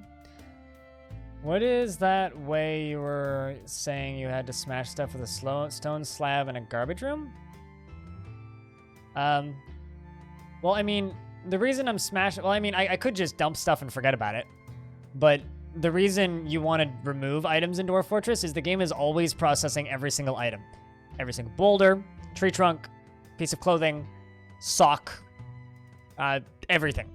So if you value your frame rate, you want to get rid of unnecessary things. Corpses. Old clothing. So either sell them to traders if you can, in the case of old clothing, or crush them. The problem is if you destroy them, if it's a masterwork clothing, the dwarf that made that masterwork clothing could get a bad thought or bad mood. But yeah, the reason you want to destroy that stuff is because you want to remove problems from dwarves. But at least with boulders, eventually they'll become something, and unless they're actively moving, they're not going to be fucking your frame rate too much.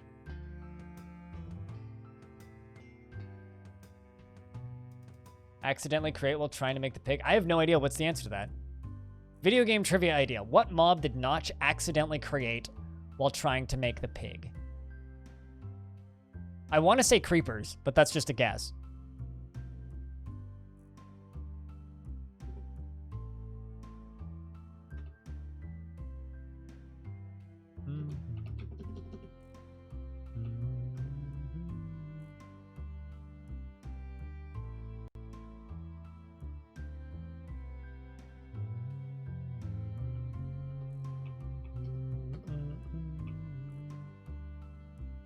Let's channel this up. We'll go underneath it.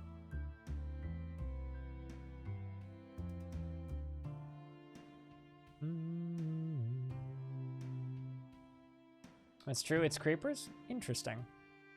How did he accidentally create it?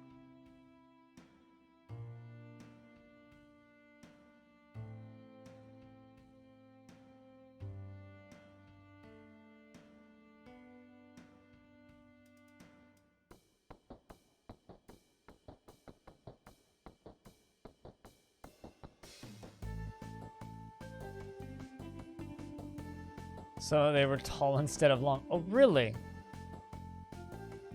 Reindeer cow is fighting. Oh, hey, we got meat. One of my hunters is actually doing work. We don't have many of those, kind of by design.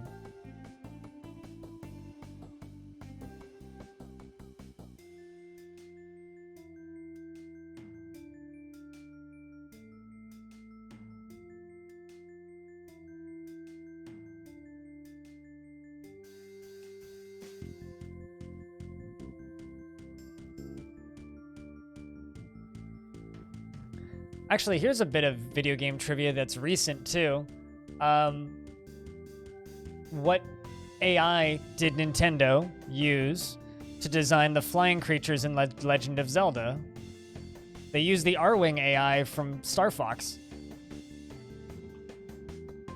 for Ocarina of Time.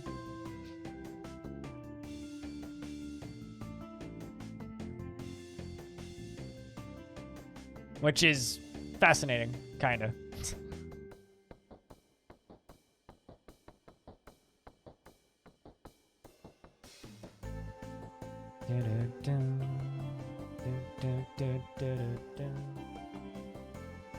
And the only reason we know this is speedrunners using certain RAM techniques managed to find the AI and can actually spawn Arwings into Legend of Zelda on the N64.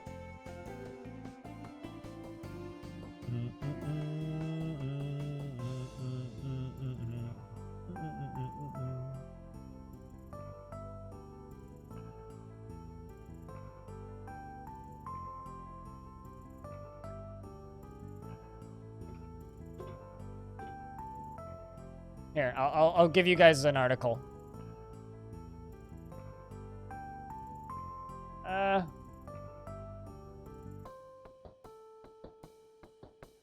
Here's a Gama Sutra article.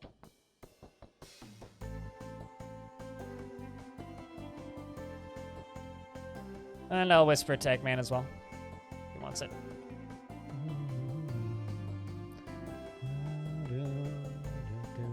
I'll bet you there's some fun Mortal Kombat ones, actually. Because that game had a really weird... Why you... What about resolutions? Ramuda? Hello?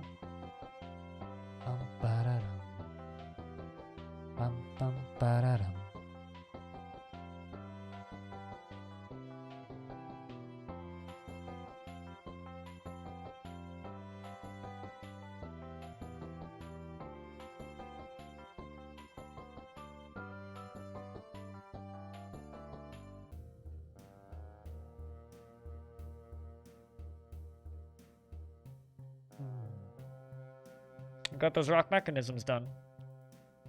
Trying to think, what's the random trivia? Oh, who's Mario named after? There you go. There's some good trivia. Nintendo's of America's landlord. Mario.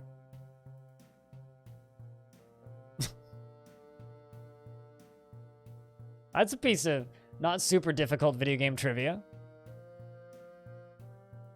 Oh shit, a dwarf went berserk. Were you not able to complete your artifact? Shit, I thought you did. God damn. That's my bad. Woodcrafter's dead. We've got an injured stonecrafter who's running to the hospital. Come on, dwarf, you can make it. How badly beat up are you?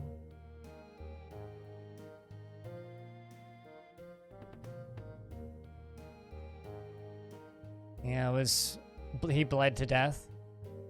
Stonecrafter kicked him in the head with the left foot, bruising the muscle. The force twists the neck, tearing apart the skin, and he bled out.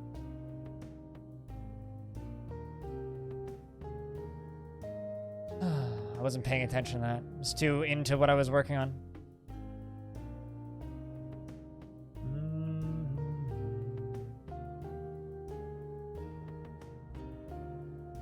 But yeah, no, Mario was Nintendo of America's landlord. Luigi was something similar, too. Also, apparently Mario always wore suspenders. And they actually asked him for permission, which I think is interesting. He only passed away, like, recently. Really recently. It was, like, not too long ago.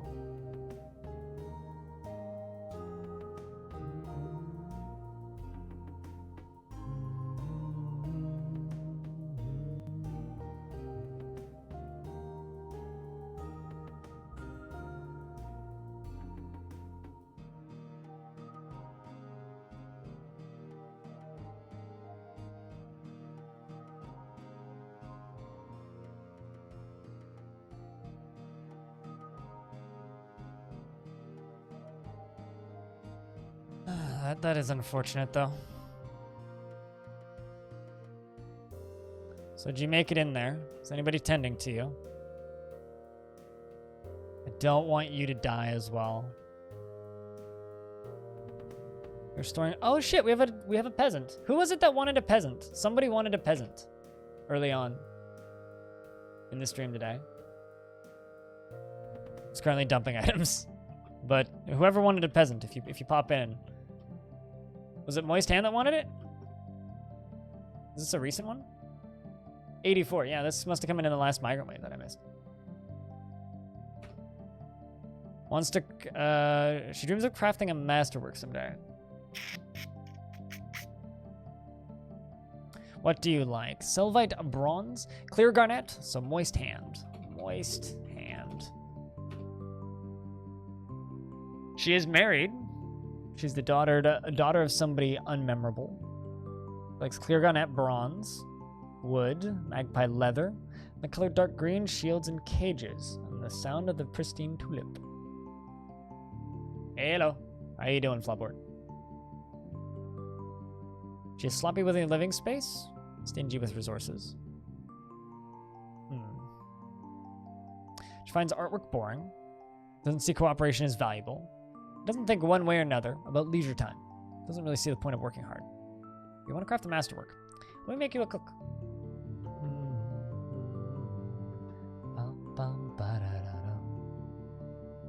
We're trying to think of random trivia on any topic that is interesting that people might know for someone who's currently AFK. Loveboard. So if you think of any good random trivia, or if you happen to know any good random trivia with a source, let us know.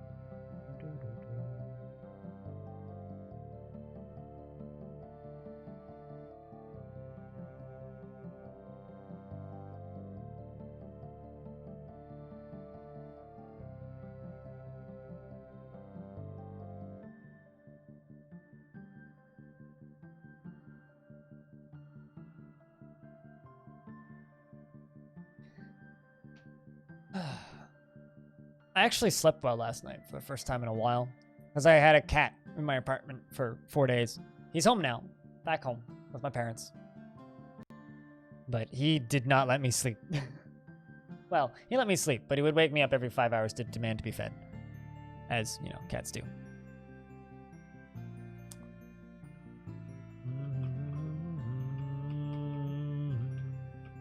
So I'm like kind of awake, but at the same time, I'm like also extra groggy for the same reasons. It's like, just because I've been so tired.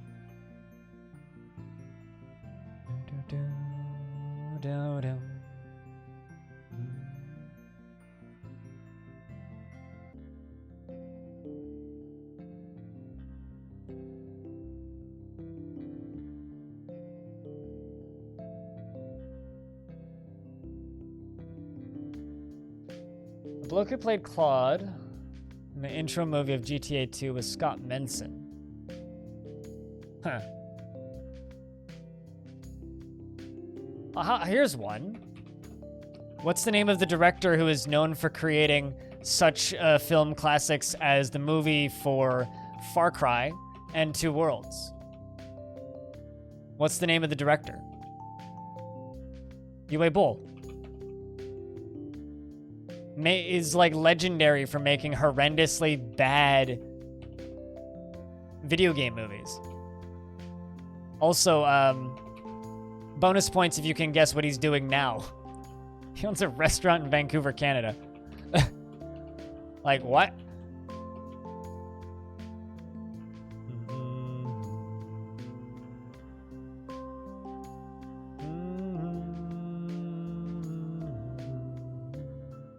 Also, chat, I just have to extend a real quick thank you to everybody who's watching today. You know, we got 84 people here watching Dwarf Fortress. It's a lot of people. in these trying times. Thanks for choosing to watch my stream over, you know, one of the millions of others that are probably streaming right now.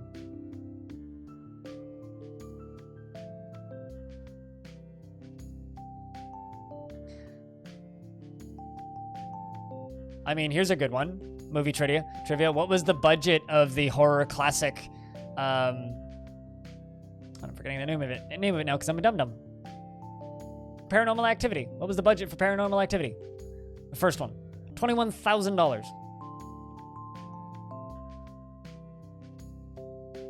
Oh, crap. Did I dig into the aquifer? I might have. That's fine. It'll just dribble a little bit if I did. But yeah, $21,000. And they spent $6,000 of it on the camera. And then they rented a house for a weekend. Wait, what's up, dude? It's good to see you. We're trying to come up with a random trivia.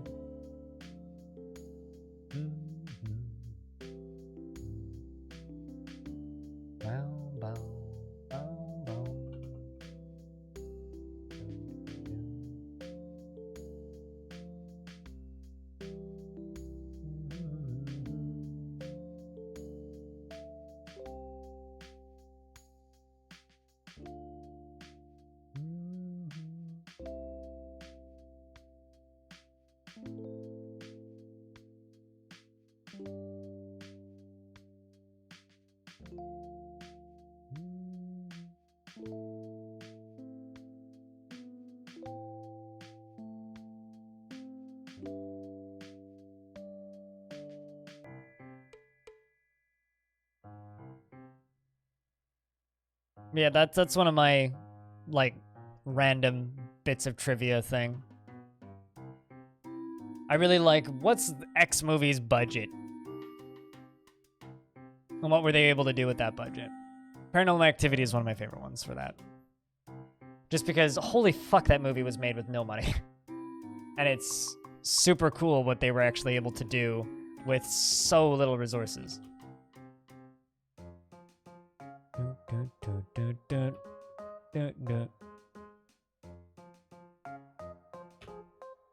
I need a door. I need several doors. Rock. Make 10 rock doors.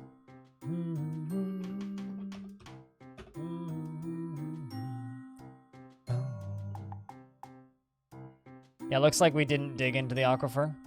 But we're close. It's okay if we also dig into the aquifer, though.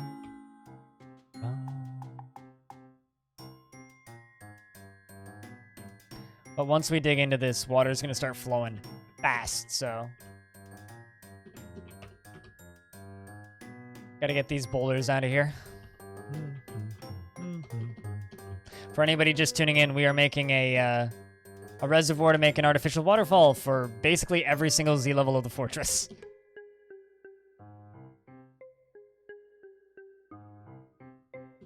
So the dwarves can feel content near a waterfall.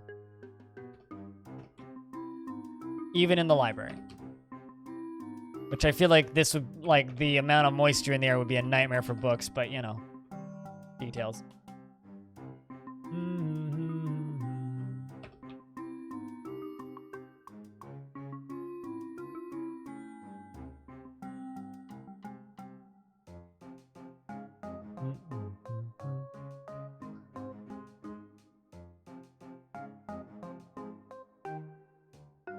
That is not something I would ever know. Stone. Certainly on the niche side of things. Although, then again, I think everybody who knows random trivia, there's probably somebody who's like, that is a super niche random piece of trivia. I don't even know who Franklin Clinton is. Or can't remember. Wait. Was he the white dad? Is that who Franklin was? I remember who Lamar was.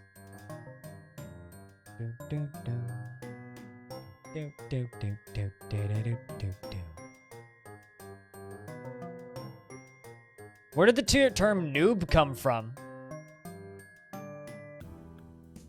Where did the term noob come from?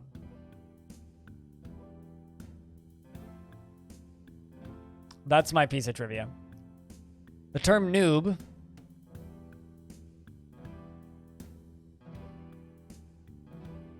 is from the co-creator. It's the co-creator's last name of Mortal Kombat spelled backwards. And he owns noob.com. That's where they got Noob Saibot from.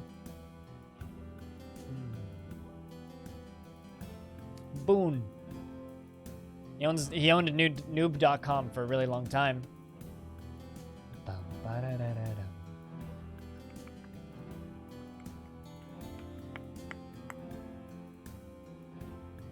It's kind of almost a know your meme thing. Mortal Kombat, yeah.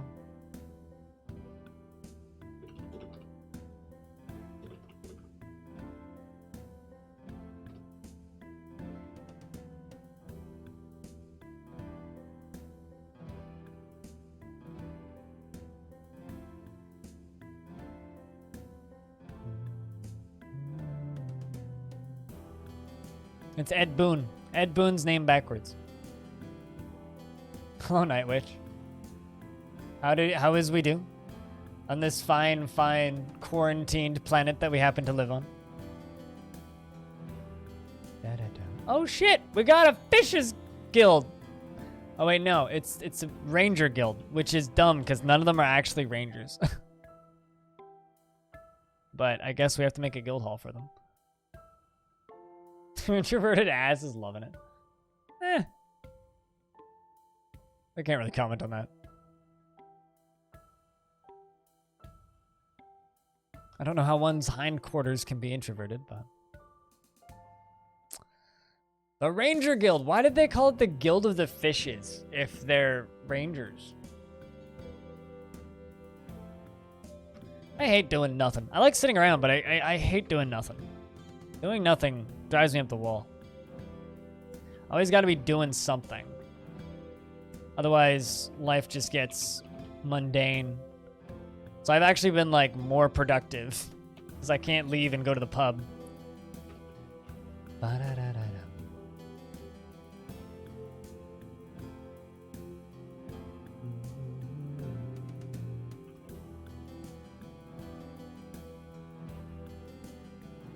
It has fishes in the name, but it's so right? Yeah, dwarves are great at naming stuff. It's like, the Iron Masons Guild is obviously the Farmers Guild. Come on. The Guild of the Smiths.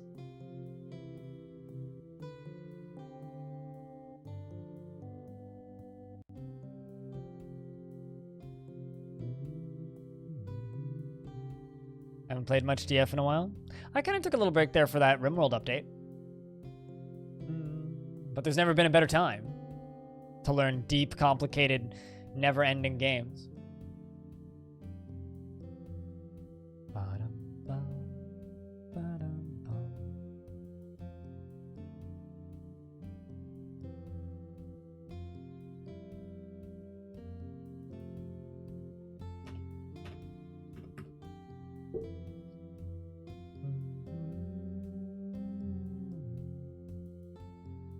I wonder if old YouTube trivia would be any good.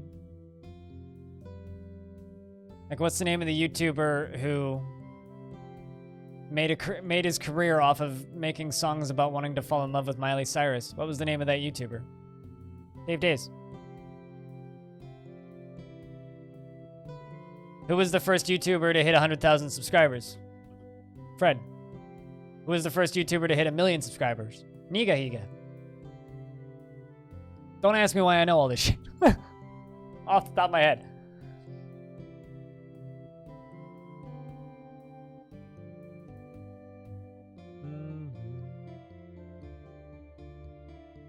I actually don't know that. What is Techno Viking's real name?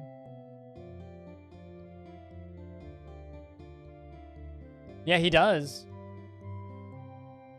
He does. How many subscribers is he at? Actually, I want to know how active Nigahiga's channel is.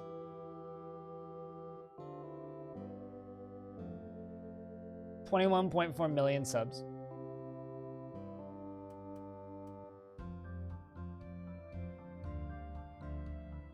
Yeah, I mean, he put up a video called My Midlife Crisis a week ago, like got 1.7 million views. Yeah, I mean, he puts up a video like every couple of months from the looks of things. Or no, I mean, pretty consistently, actually. We kind of took a couple months break.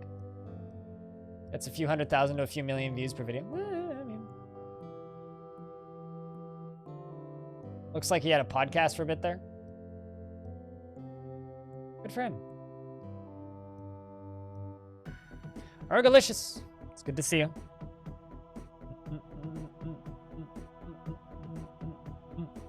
So this will be a guild hall for the Guild of Trees. Not trees. Fishies! Why did I say trees?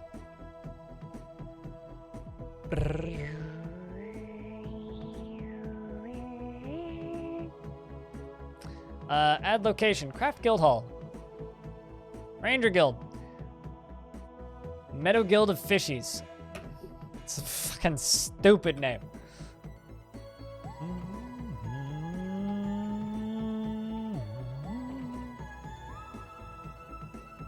Pedestal. Rock. Pen.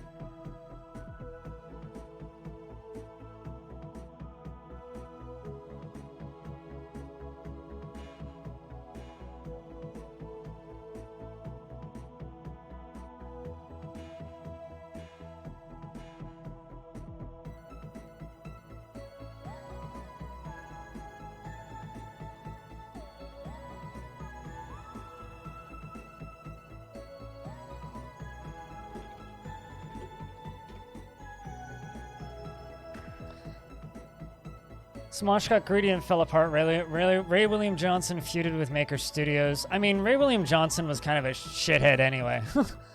Dude, I know, like, he always said, you know, go support the creators and whatnot, but dude literally made a living stealing, borrowing, taking other people's content? Nah, never was super thrilled with that.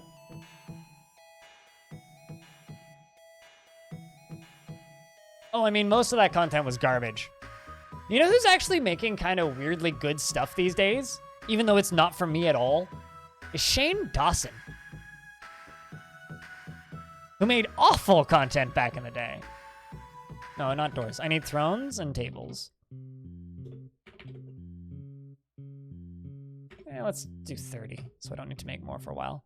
Table, rock, 30. Let's also put some containers in here, a couple coffers. Maybe a few cabinets up at the top.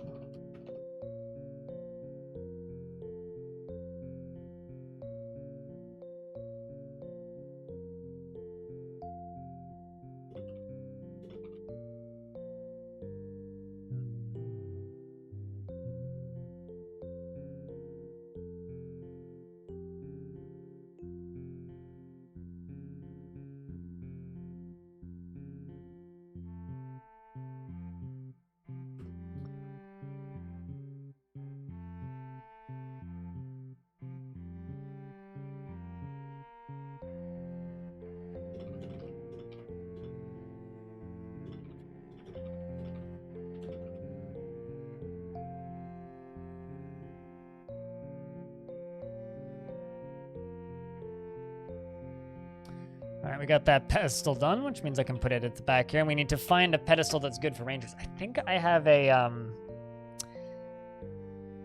ranged weapon, which I need to look into.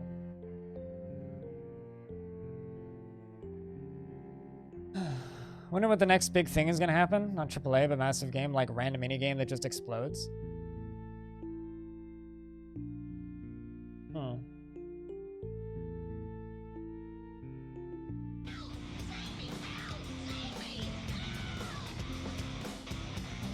Bergendorf, thanks for the tier 2 for 8 months.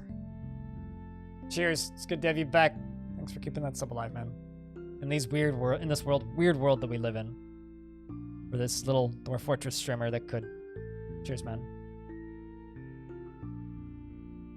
Like the next big thing, the next big indie game that just explodes. Kind of like what's the next Darkest Dungeon gonna be? I mean,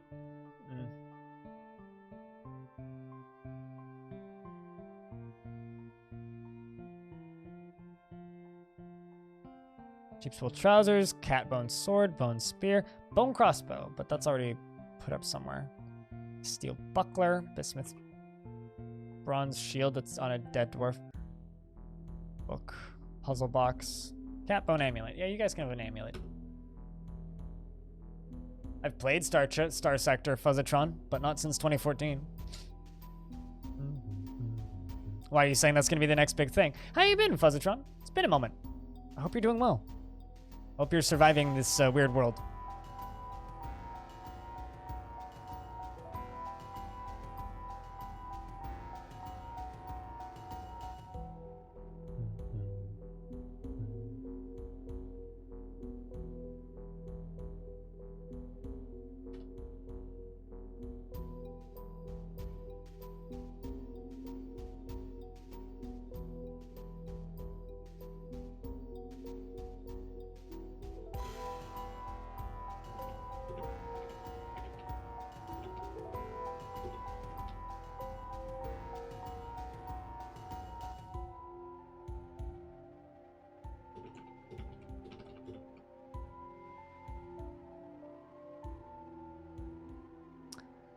The Guild Hall agreement with the Meadow Guild of Fishies has been satisfied. Excellent! Now back to work.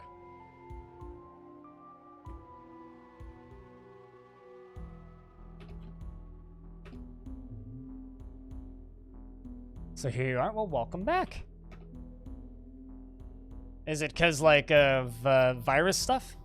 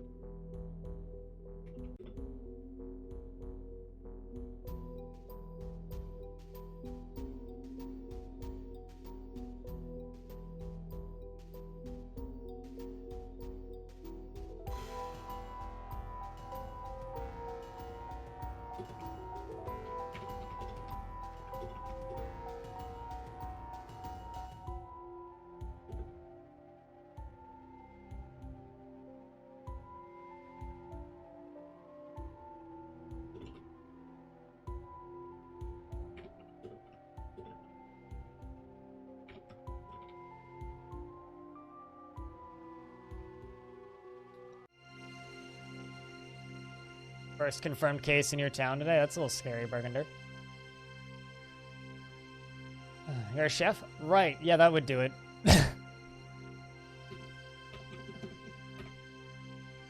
That would do it.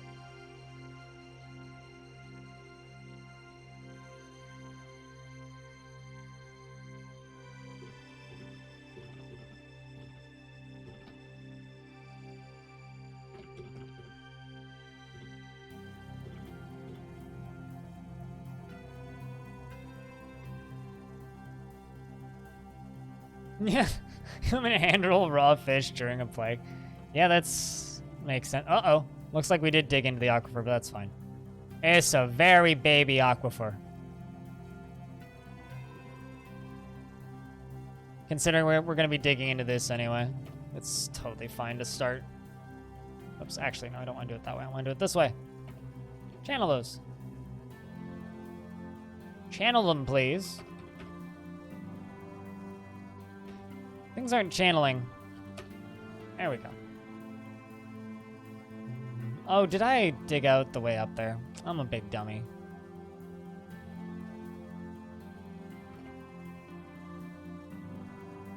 Let's get those built first.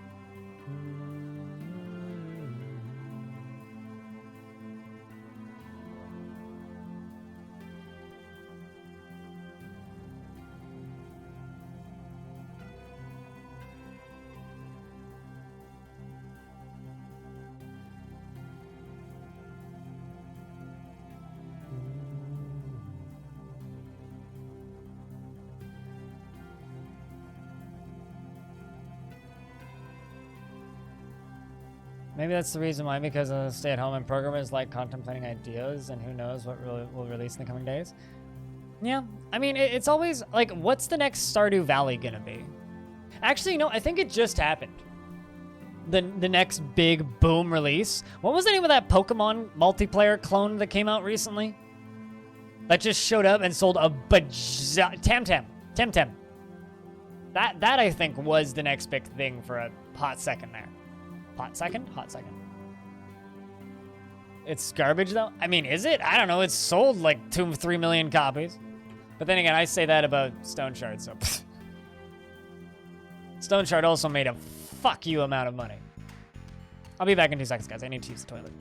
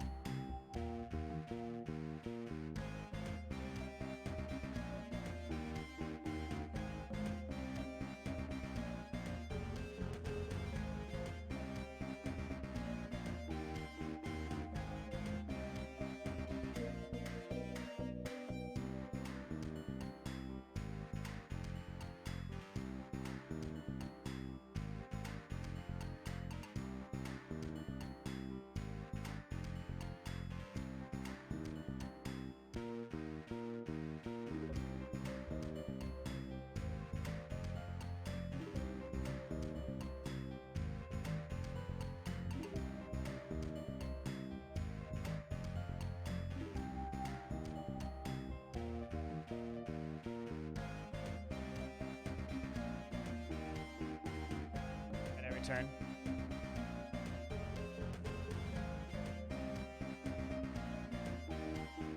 I need to look at Temtem actually. What's the current review status of that?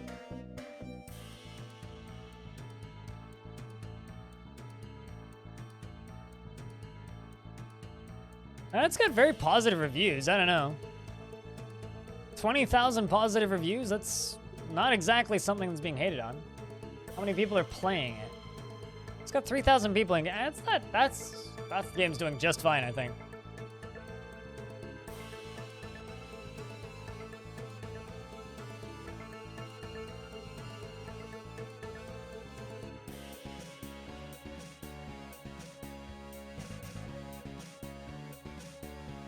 Have fairly little with the thing actually being good or really garbage on last. Yeah.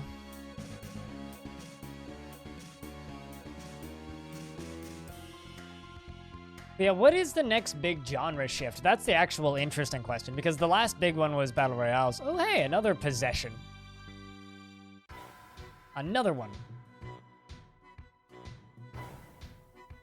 And this dwarf is thirsty. Uh-oh. Uh-oh.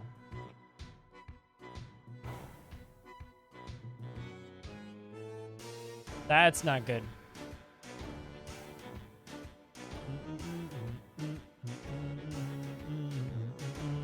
I'm actually, like, kind of expecting...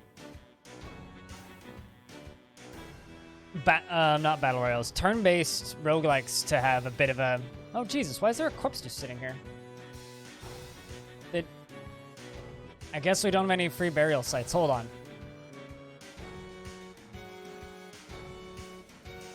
I've got tons of coffins. I just need to place them.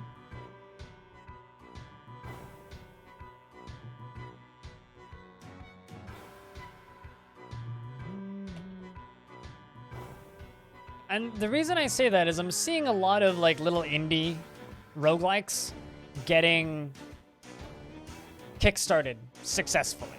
I'm seeing a lot of them. For Fortress Steam release. Oh, wouldn't that be cool?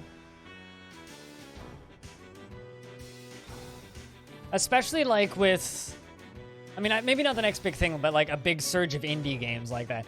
Just because of how well Stone Shard sold.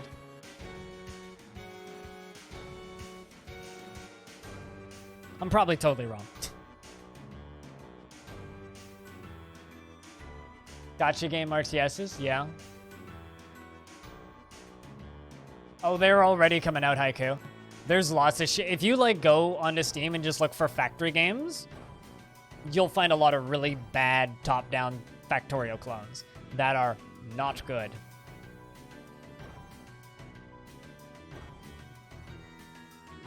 Trust me, not good. No, but I think that there's going to be a surge of indie games. I don't know if they'll ever get mainstream popularity, but... And to me, honestly, there's one factory game, and it's Factorio, and I don't think anybody else will ever top it, personally. My Industry's all right, but it's kind of a different thing, right? It also doesn't have anywhere near the replay. Like, that's a $5 game. It doesn't have the replayability of Factorio.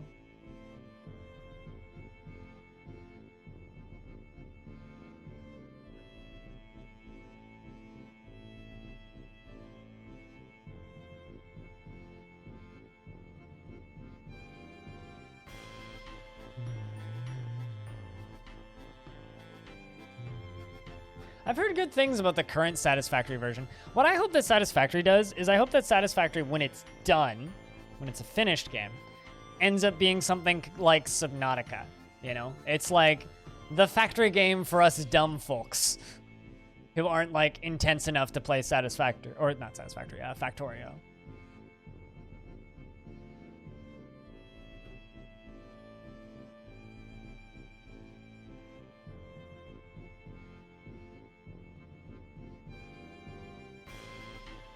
Since it's throughput based, I mean, again, I can't speak to it because I'm terrible at those games.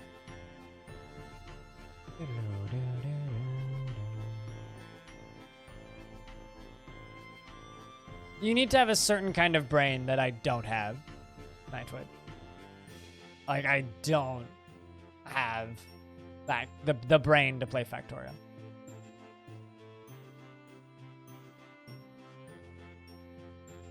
At all. I kind of wish I did, but I certainly don't have the brain for it.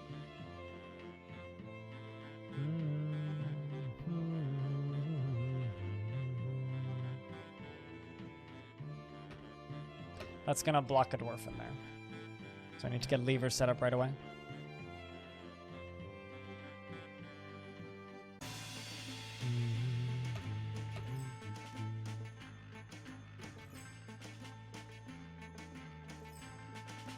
I'm really curious to see how Satisfactory does when it comes out on Steam, though. That's something I'm super curious to see for Satisfactory. So a lot of these Epic releases are kind of ghosts in the games industry almost. Like, yes, there's people playing them, but it's really hard to tell how popular these games actually are. Because there's no data about them. At least no public data, anyway.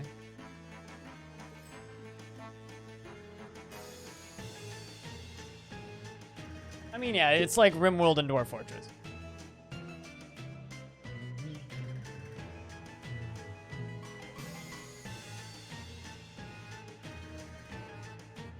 But yeah, no.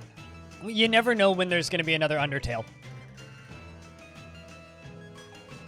You know, love Undertale or hate Undertale. You never know when another indie game is going to come out and just set the planet on fire. And win all of the awards.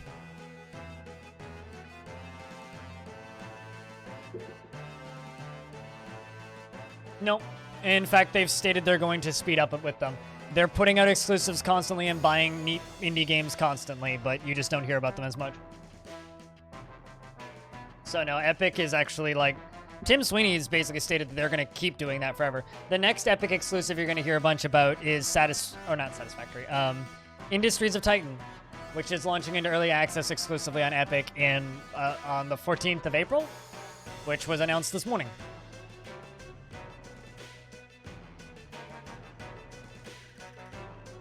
So, no.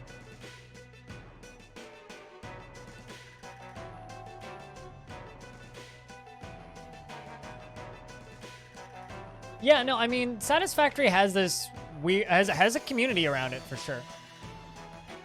Who hates Undertale? I mean, Undertale is one of those situations where I don't think anyone really hates it. People just dislike the fans that like never shut up about it. People are just easily annoyed by that stuff.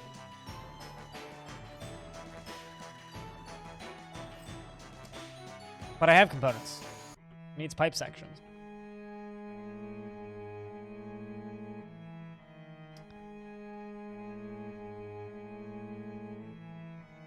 Am I out of charcoal? Nope. Then why the hell?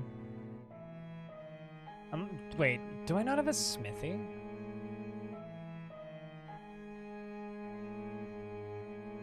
Smelter, wood furnace. Oh, I'm an idiot. Not a whole lot, Alligator Funkhouse. How goes life? Or as the big kids say, the Alligator Fuckhouse. No, fuck it. Let's make it out of gold bars. Why not? Let's make a nice forge.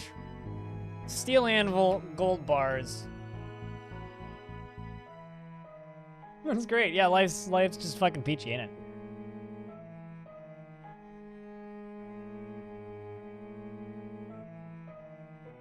Yeah, I'm right there with you, Haiku. Right there with you.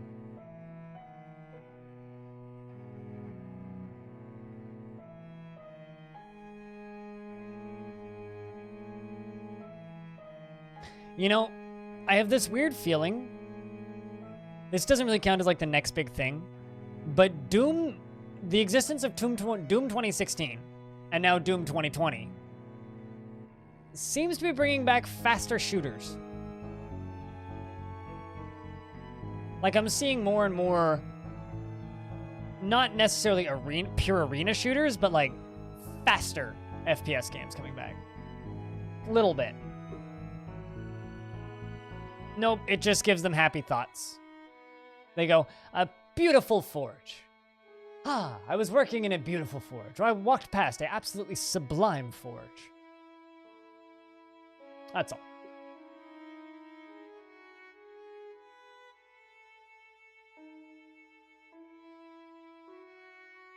All right, so we need to get this hooked up so the dwarf can get out of here.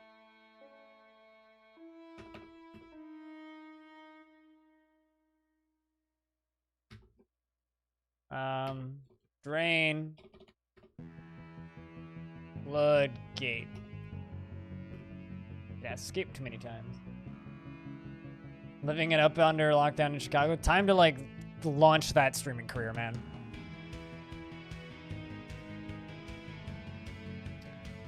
Might come back more. God of War, Doom, and Star Wars thing showed up. Resident Evil 2 remake.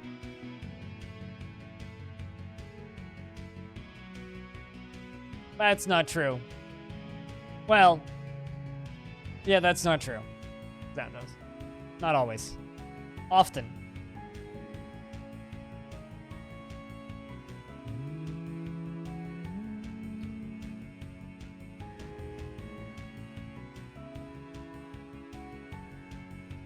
No, totally there was.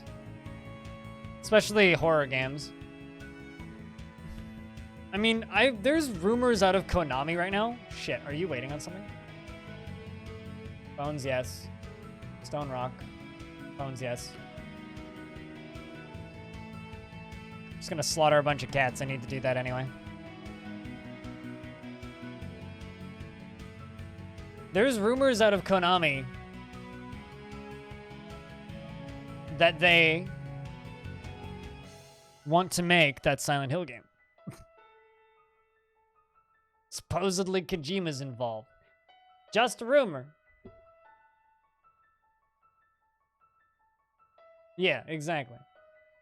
Alligator. It's just a rumor. We don't know for certain.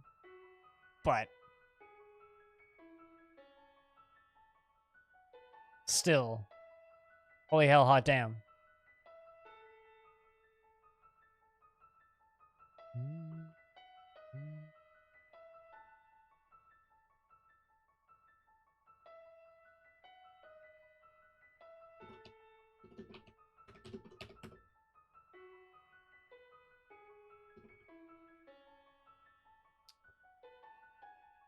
His replacement in the Norman Reedus. I mean, you know, leaky studios are leaky.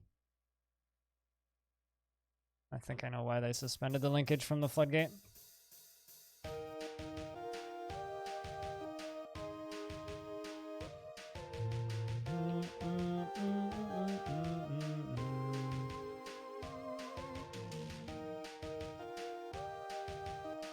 Don't want to lose another miner.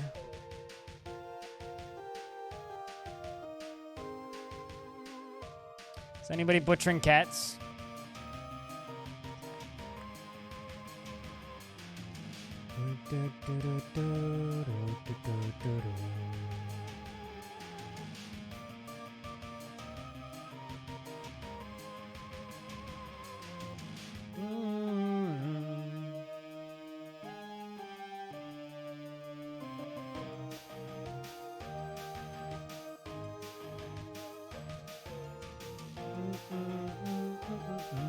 I mean, I've never been a Kojima fan, so I can't really, you know. I don't really have anything to say on the subject with that one, but yeah, no, resurgence in single-player games would be really fucking cool. Although I think that's kind of happening already. But I don't know, I don't know. For me, I think the most interesting thought experiment in this stuff is, what's the next big indie game gonna be? That's always the most interesting one to me. What's the next big indie game gonna be?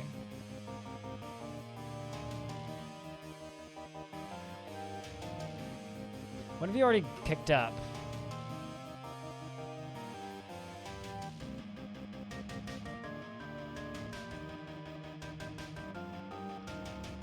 Silk cloth, mangled crundled bone, phalite, phalite. Okay, so you need more bones. Literally just need somebody to butcher a cat.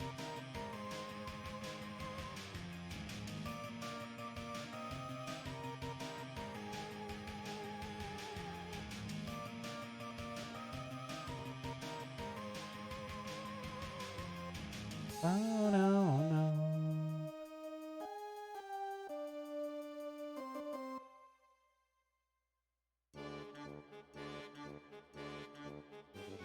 It would be really cool if the next big thing was Dwarf Fortress.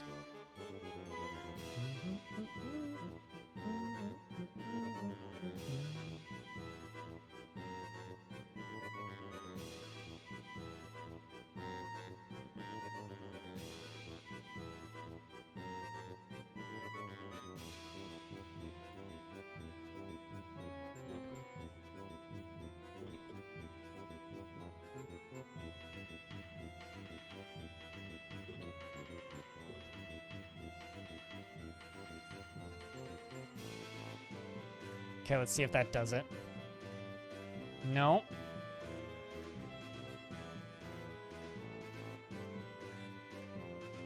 What are you talking about, Dwarf? Oh, maybe you need trees.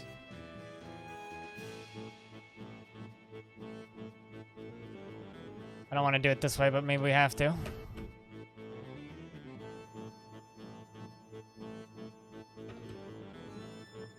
Maybe not that many.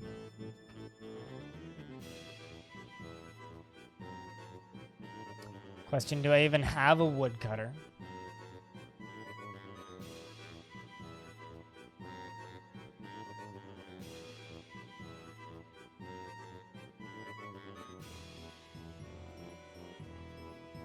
Neil, thanks for the host. No, we're talking about the Steam release. It depends on how accessible the Steam release is. Highly depends on how accessible the Steam release is.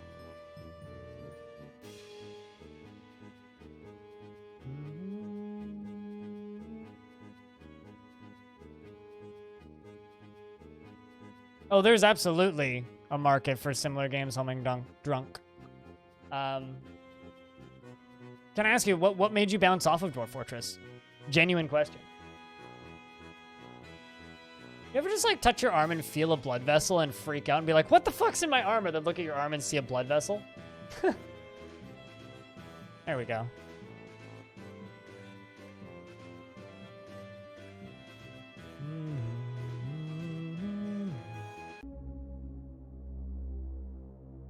I should see a doctor. No, they're too busy right now.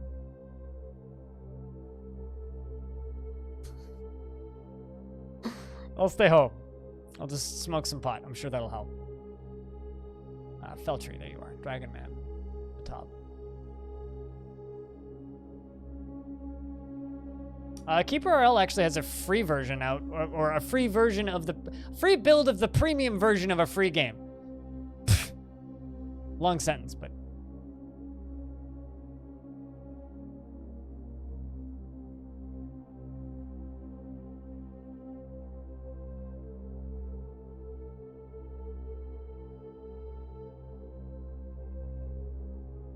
I tend to agree, though, Haiku, yeah. But like I said, it really depends on how accessible the Steam version of Dwarf Fortress is. Highly depends on how accessible it is. I'm wondering if... I mean, they're already popular, but... do you guys think that the coronavirus is going to have any effect on people's taste in games that they want to play? Sure, totally. No, I understand that, Homing Drunk. For me, Dwarf Fortress had about a 10-hour learning curve. To go from, I don't know what the fuck I'm doing, to, I have an okay grasp of what I'm doing. The thing is, the interface is completely usable by a normal human being. It just needs to be laid out better and displayed better. That's all it really needs. Existing in the Steam release? The Steam release is going to come with premium features, i.e., the new tile set. But to my knowledge, the quality of life features are going into the current free game, Dwarf Fortress Classic, but the tile set is not. So you're getting the tile set, a soundtrack, and mod support, and the automatic updates with the premium version.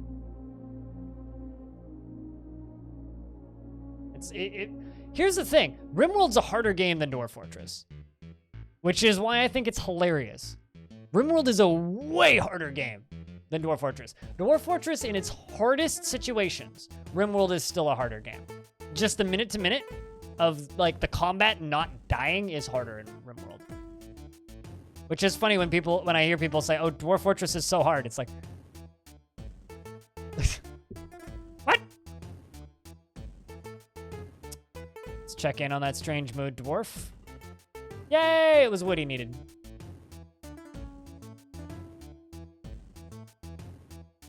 This dwarf is also dying of thirst, so...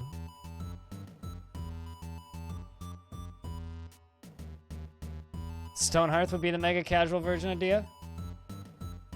I mean, Odd Realm is the mega casual version of DF. No offense to Odd Realm. But Odd Realm limits itself because of marketing budget and the fact that it's widely unknown. Also the fact that it's, what's the word I'm looking for here? Actually, you know what might be the next big thing? Or a game that might randomly blow up and surprise a lot of people? This game.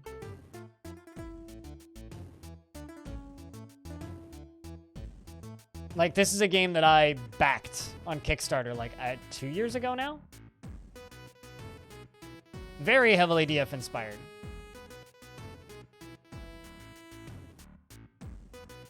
I'm also in the alpha. I have access to it. It's neat. It's got a lot of cool mechanics.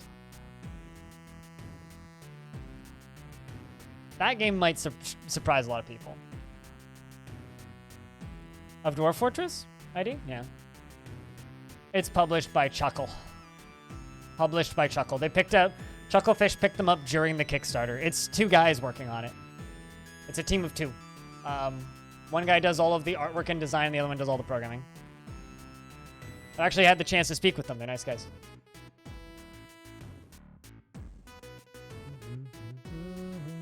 I don't know who that is, CCX, but cool.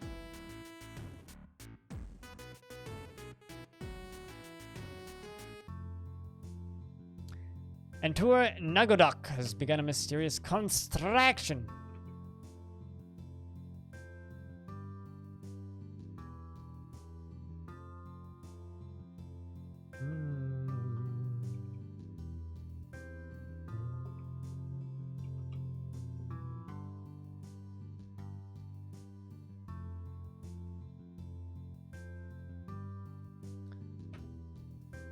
That's gonna be hard for them to build. You know what? Let's just dig a little thingy right there, and we'll fix that.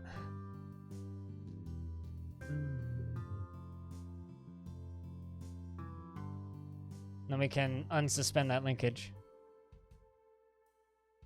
We'll cancel that first. Also, actually, we can just unsuspend the linkage right now. Actually, no, we don't need to dig through that. I'm an idiot. Just unsuspend the linkage, link it up, and then build the wall. Drop it down, then build the wall.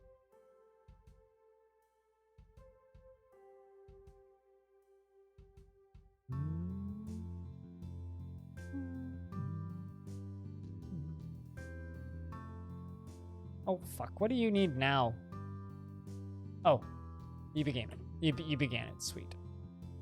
I was like, come on, man.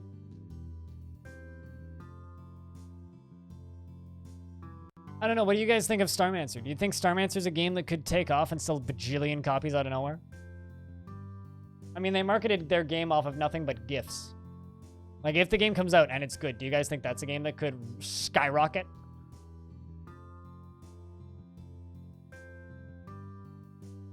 And occasionally other games, some like me, basically. Gotcha. Surprised I don't know that person. Interesting. But see, that's... Who'd heard about Undertale until Undertale came out, right? Who heard about RimWorld until RimWorld came out? Who'd heard about Factorio until Factorio came out on Steam? Factorio sold 20,000 copies before they came out on Steam, and then they sold 250,000 copies.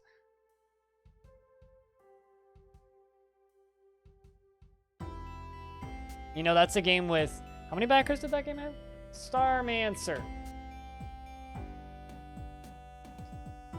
Kickstarter.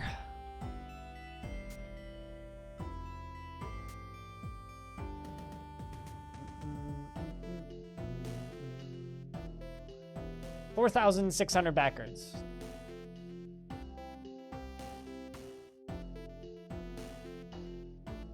For years before it came out? I mean, you're probably in a minority, though.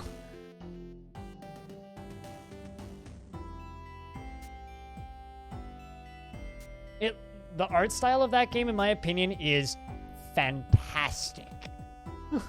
It looks so good. So did I. I mean, I owned it before it came out on Steam. I remember the Kickstarter.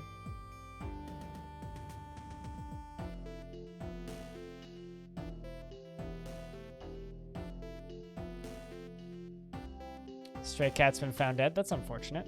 Probably died of old age. Etor the Miner has created Nishtastelasius, a diorite cabinet, and offers it to the Frost Mountains of Learning. Well, that's lovely. Thank you so much, Dwarf. Now go get yourself some water.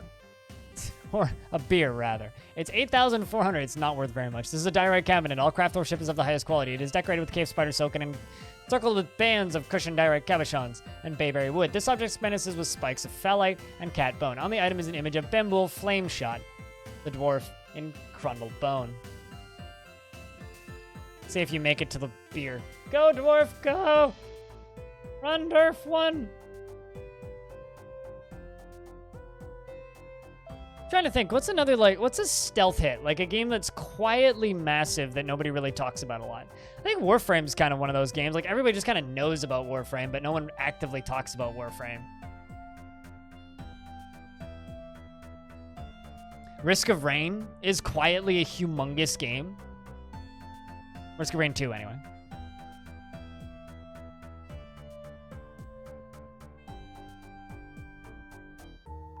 There's lots of games out there that are just quietly massive.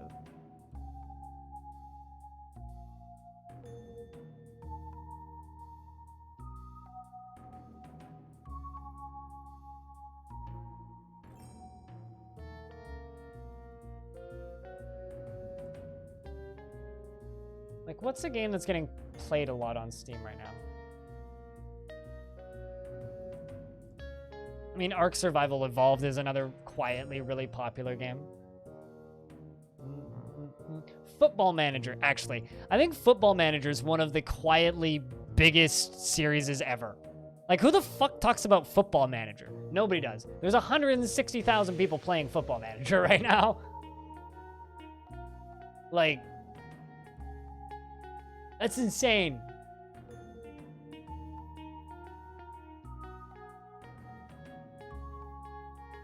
I mean, Rust hit their all-time player peak this month, actually. Almost 100,000 players.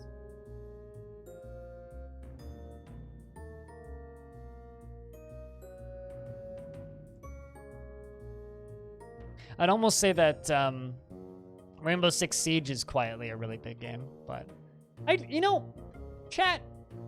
If I could ask you a question, how many people do you think are playing Dwarf Fortress concurrently right now?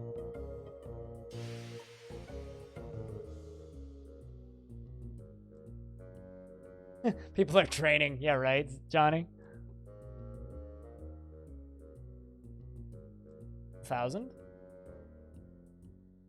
I do really wonder. 16. I want to know how many downloads, like, new versions of Dwarf Fortress get. At least 2. I mean, I can confirm I'm playing. And is anybody in chat here playing right now?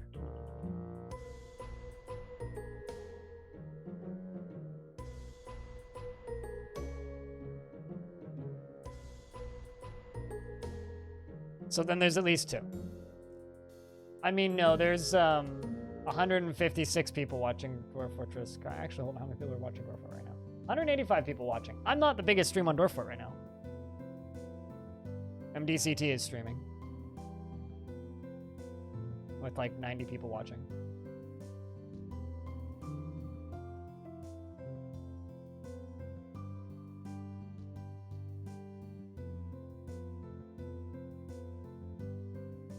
But like, based on how busy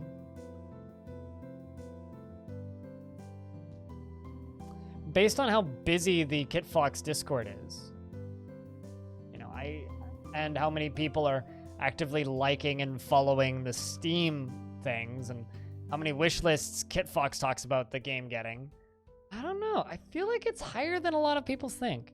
Like, maybe it's probably not like 40, 50,000 for sure, but it wouldn't shock me if there's a few thousand people playing Dwarf Fortress. Directory's doing well, man. It's a good soundtrack, though. But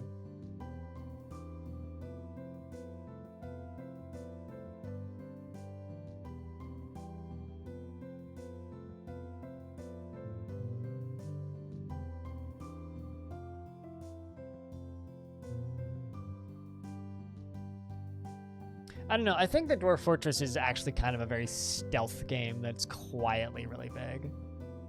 I mean, you want to know a recent example, actually, of a game that was quietly massive and then suddenly became the biggest thing ever? Escape from Tarkov. Escape from Tarkov is quietly one of the biggest games in the world right now. And has been for a while.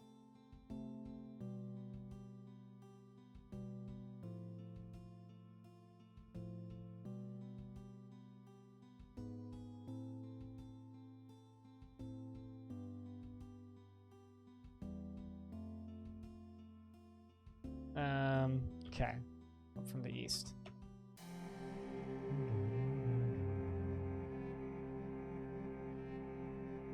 Let's make these out of Gabbro.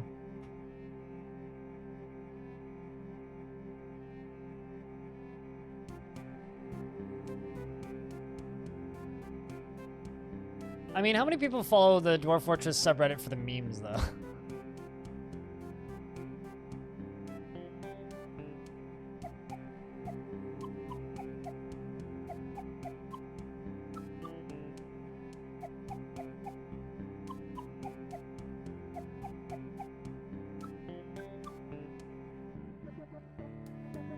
Wait, what do you mean? I don't want any fat cats looking at this game? What do you mean? Beat Dweller, what's up?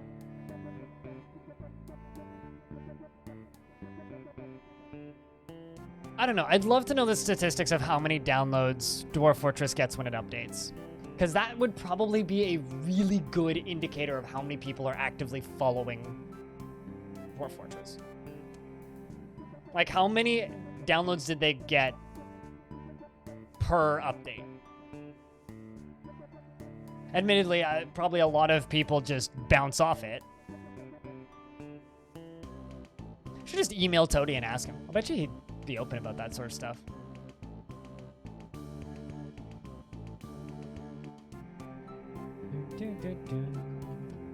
Alright, so now we can construct this wall.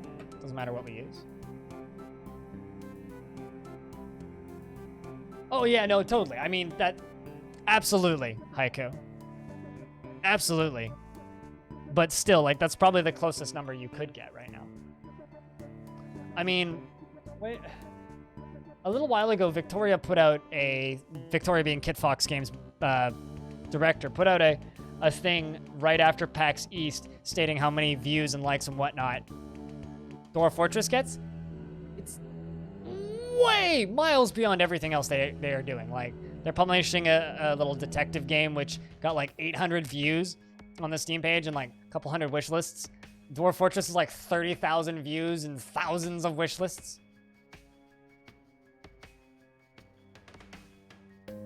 No, totally. I mean, there's probably somebody out there right now playing one of the like Dwarf Fortress before it became 3D. There's probably some people out there doing that right now.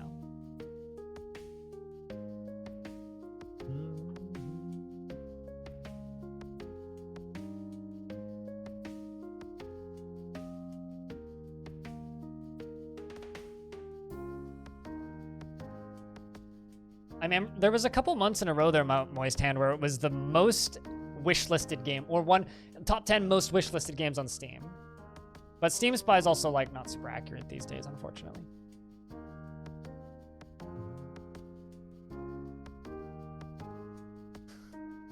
God, if only Joel would stream Dwarf Fortress more often, wouldn't that be cool? Just slowly carrying that heavy fucking pipe over there. Come on, Bamboozling. You can do it.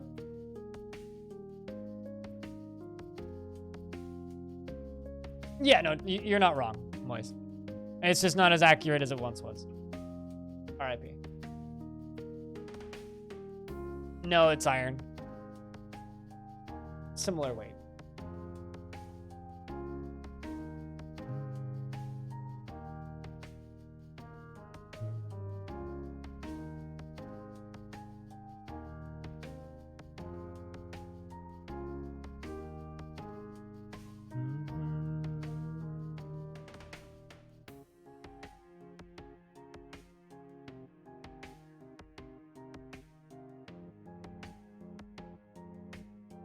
Why not wield it as a weapon? I mean, you probably could.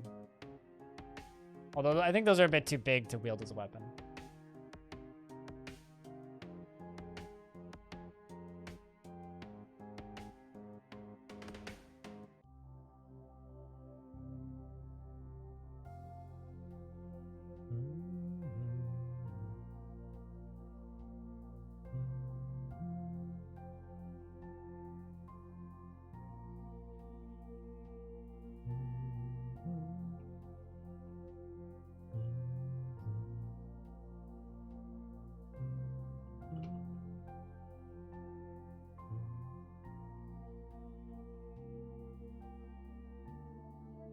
Was Age of Empires 2? Yeah, but I mean, I guess. I guess to some people it's surprising that Age of Empires 2 still has a super active and committed community, but I don't know. That's kind of like StarCraft in a way, except kind of bigger because they never really had a public scene. But yeah, I could see how that could be a game that snuck up on some people. Age of Empires 2 Definitive is actually like one of the best RTS releases in the last 10 years. Oh yeah, you can make giant artifact screws and whatnot. They're just not super common.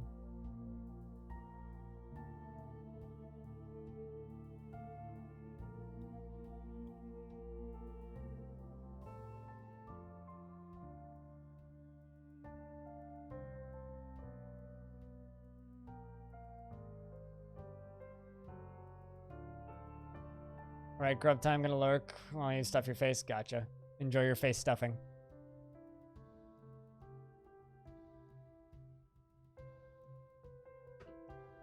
Need those 2 boulders to be gone, and then we can close this thing. We looked that up. It's like 1,000 people or so are playing Spore. Last time we talked about stuff like this.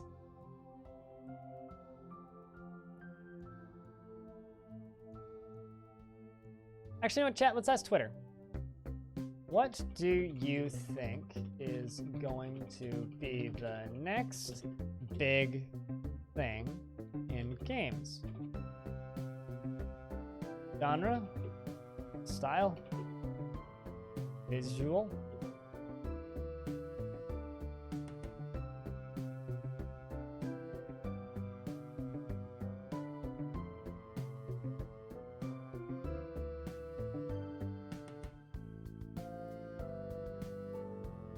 So if you have Twitter out there, world, and don't mind helping me out, give this tweet a retweet.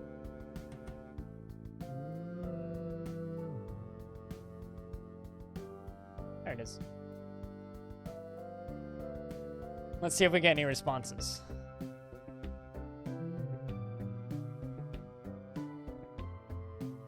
Like, I don't have the biggest following on Twitter, but I can get some interesting things sometimes. All right, now we gotta get all these boulders out of here.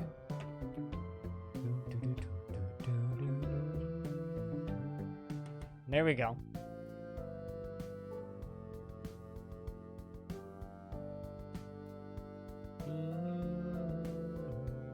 Kenshi 2. I really want the Kenshi guys to team up with somebody like Tynan to make a game.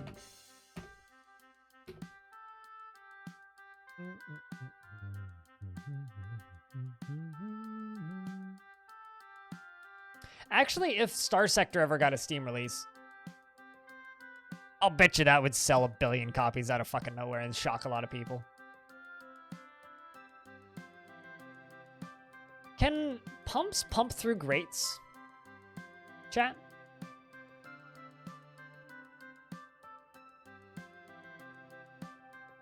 Do you guys know? Ken World? No, that's just mine. That's the Barbie game. Totally different.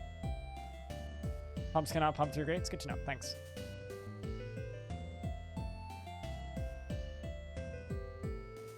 I'm actually going to... did that. Let them go the other way. Well, actually, never mind. Did that later.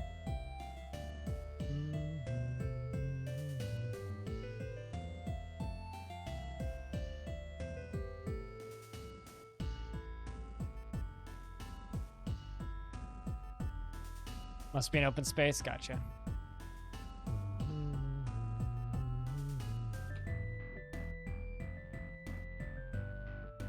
You need you to pull that lever.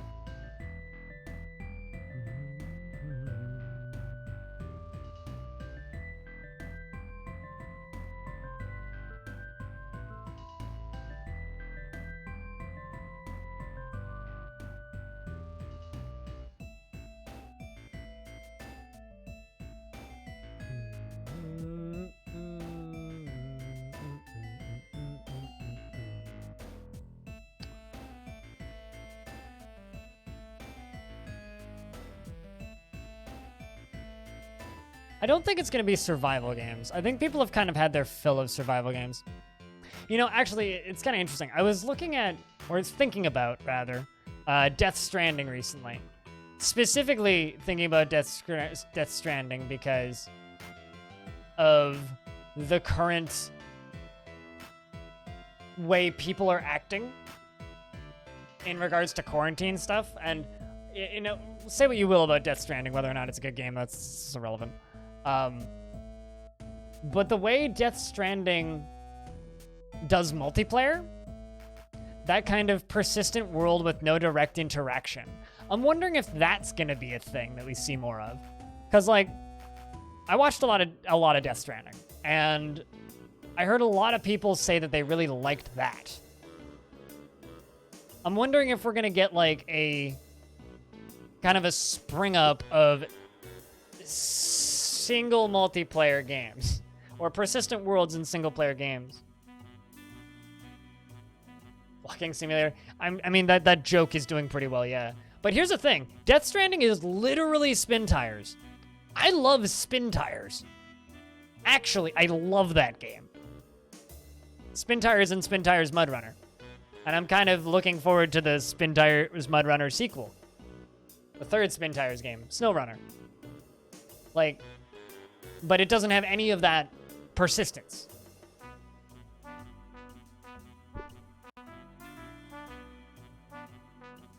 You don't know Death Stranding? I have no idea what that old Cataclysm server is, so I don't know. Death Stranding is the Kojima game about balancing Tetris blocks on your back and delivering them like a mailboy. But as you do that, you earn materials and stuff, and you can build ladders, ropes, roads, and various other things that make it easier for players to traverse the world. And the game intelligently populates your world with stuff other players have made and left. You don't actually see them, you don't actually see people moving around, but your world is intelligently populated with that stuff.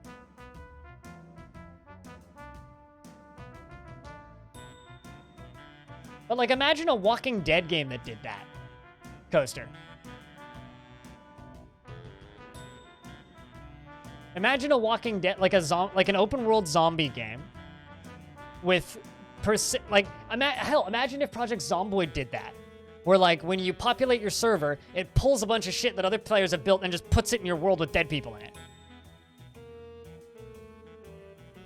And then the first thing you do is you load into a new world as a new player and you've never played the game before and you're like, man, I can't wait to play this zombie game. You load in giant penis.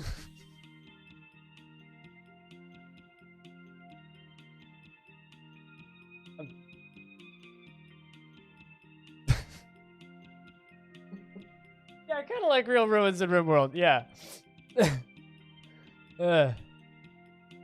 Speaking of RimWorld and Dwarf Fortress clones, I should remind you guys that King Under the Mountain. Actually, I'm surprised. I'm curious to see how big Bannerlord is when that comes out, because I know that game is practically a meme at this point. You can do that. Twitch allows you to do that. My clip button is broken right now for some reason. Remember, if I'm funny and you enjoy the streams, toss a coin to your streamer. Yeah, we were already talking about this, B-Dweller. Well, it's kind of like the new Half-Life 3, or it was the new Half-Life 3 for a while there until they announced the release date.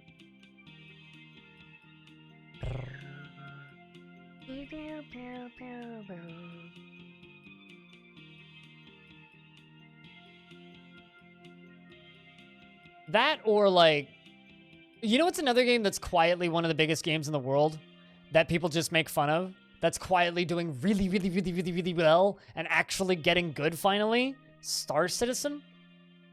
Isn't that, like, I can't believe I'm saying that sentence. But as much as I fucking hate their business model, Star Citizen is quietly huge.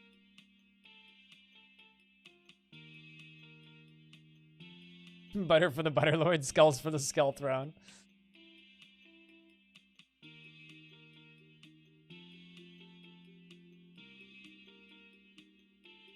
I mean, when was the last time you looked into stuff that they're doing, Toaster?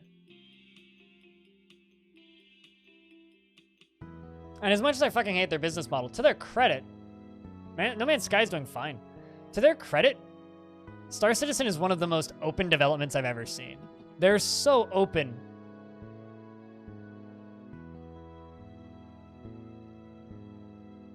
Quick, how do I perform necromancy? You need to resurrect this carrot cake muffin. Oh no.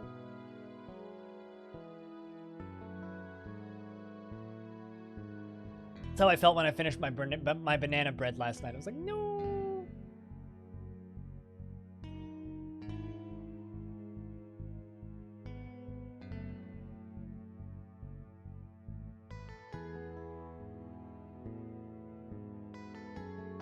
So here's two comments that we have on Twitter.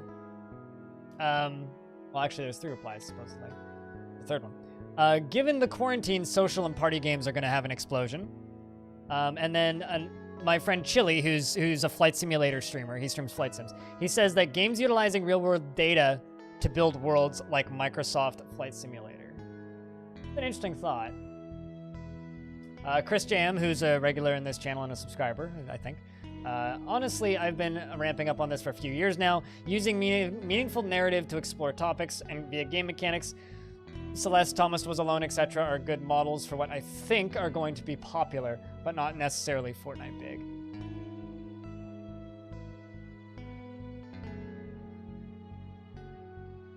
Also, once again, if you want to help me out with this tweet and you have any kind of Twitter account, even if you have 0 followers, a retweet or like helps. I'm curious. You might get some interesting feedback from that. I have no idea. I don't play No Man's Sky. Humming drum. I just know that people who play it like it. That's all I know about No Man's Sky. Also, hi, Chris. Making something which can fit that model. Interesting. Have you spoken with my moderator, Jerome Stout, Chris? He doesn't come by here very often. When he does, he usually lurks. He's not super active on Twitch these days. He made a game called Dinner Date and is working on a game called Chinogasm, which is a 90-minute long narrative game about a afternoon date where you need to figure out how to propose marriage to your girlfriend. Yeah, he owns a company called Stout Games.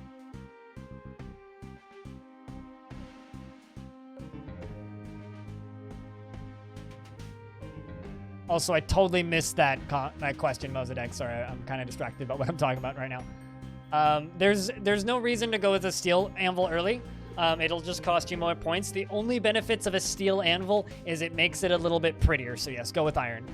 And also, if you're embarking on a scarier biome like Untamed Wilds, maybe bring 2 anvils. And the reason I'll say this is one of my first ever embarks on Twitch. A fucking giant magpie flew down and stole my anvil. So, like, maybe bring 2?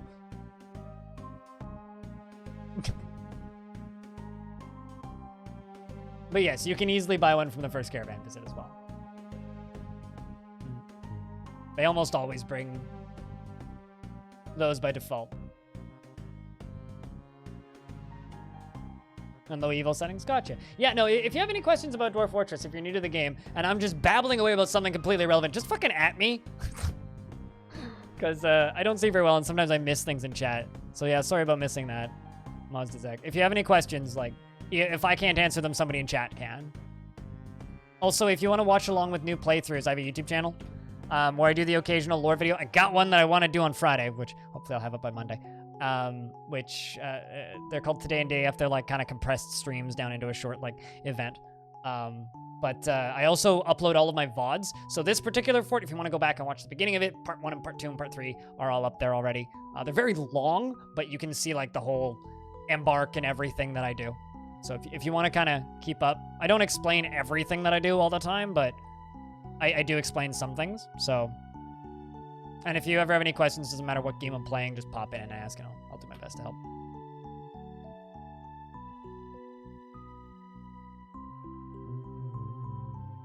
Anvils are pretty cheap. They cost about 100 Dwarf bucks, which is like... Actually, here's a tip from me to you. If you embark somewhere with trees, build a carpenter's bench and start producing large menacing wooden spike, or menacing wooden spikes, UMQ. In your carpenter shop, if you're not using a manager screen, they're one of the default, but menacing wooden spikes.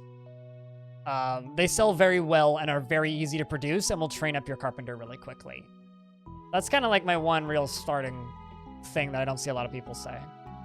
That's almost always the first thing I'm selling, is menacing wooden spikes.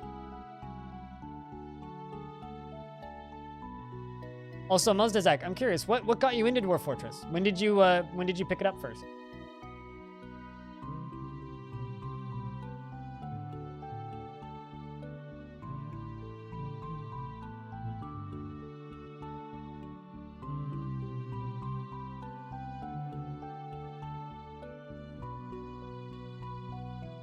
And also, thanks for coming over to Twitch.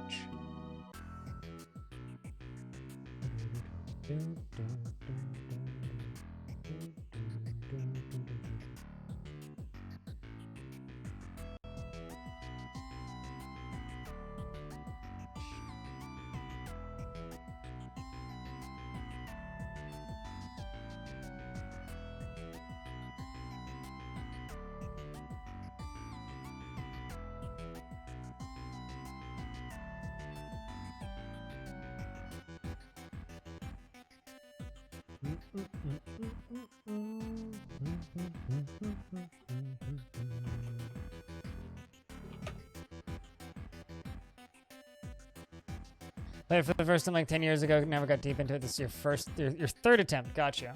And you want to learn this game this time? Good stuff. Well, I mean, I stream, for whatever it's worth, I stream 6 days a week, every day of the week except for Fridays. And I'm usually doing Dwarf Fortress for a portion of my stream at the very least, for about 5 of those 6 days, usually. Unless there's like another game out that I'm super interested in. Yeah, I stream Dwarf Fortress quite a lot.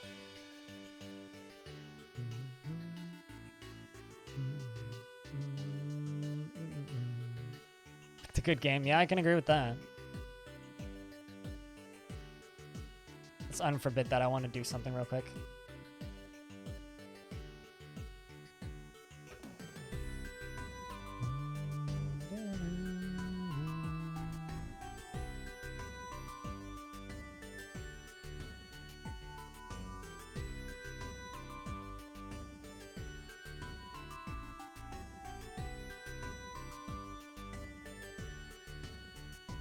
I mean, there's lots of ways you can gamify that, like bringing one piece of cheese and bringing one of every piece of cheese gives you a whole bunch of extra starting barrels. There's a lot of like weird, cheesy things that you can do.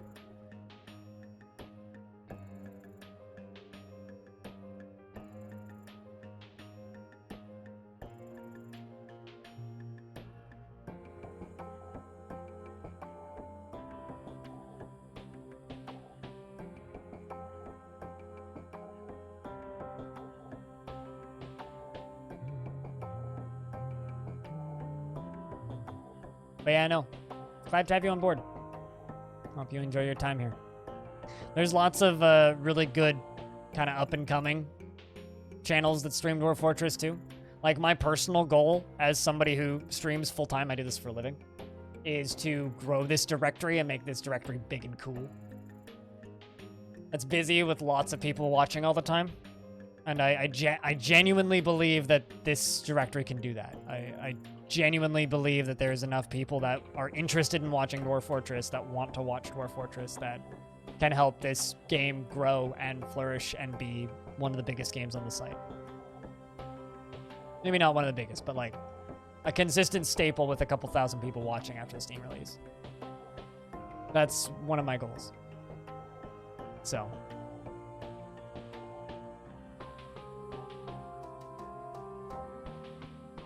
or should you wait for the stable version? That I can't help you with much because I personally don't use any of the newbie stuff. I never have. I've never been super big on using assists to learn games. For me, I always feel like it's best to just go in raw vanilla and learn the damn game so you learn why the assists are helpful. And then whether or not you want to use them is up to you. So for me personally, I don't use DF Hack. I don't use Lazy Noob Pack. I don't use anything. I never have. Probably never will.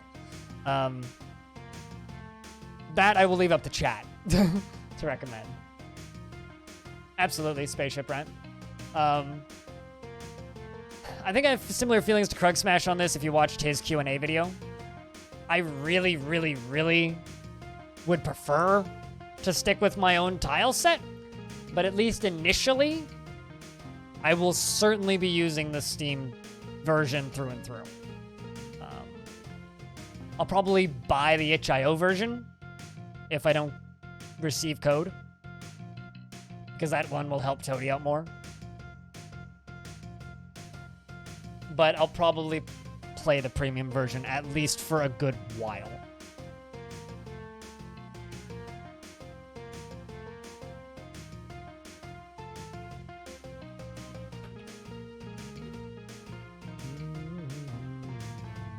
because as a small business owner, it's the intelligent thing to do. Play the version that's going to have the most people wanting to see it, which is going to be the Steam version. Which is going to be hilarious because at the same time, all of that's going to be going on, and then there's just going to be Cupo playing classic-ass classic.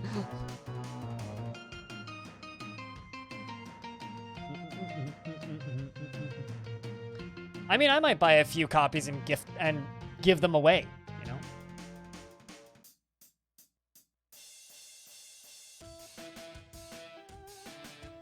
I think that's why Dwarf Fortress is gonna blow the fuck up on Steam. Is because not necessarily people who've never heard of it just buying it, but just people gifting it to people.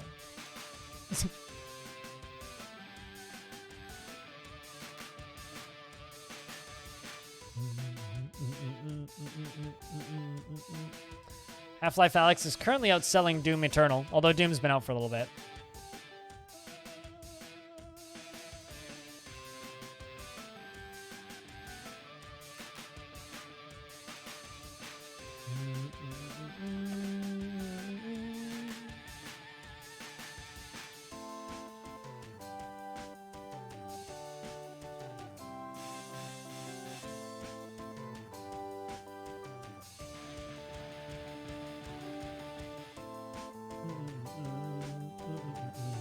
Oh my god. I want somebody to make a Doom-inspired tile set now. You know, like DRL style tile set, like with the little sprite art? Oh, that would be so fucking cool, dude. That'd be fucking great. Oh, also, Mizdo's like, if you don't, watch Krug Smash. I need to just make an exclamation point Krug Smash comment. Not comment, command.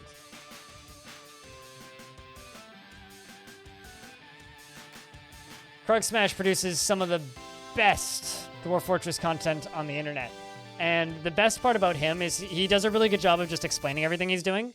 And for a lot of people, just learning your options and learning what the options look like is one of the hardest parts about getting into the game.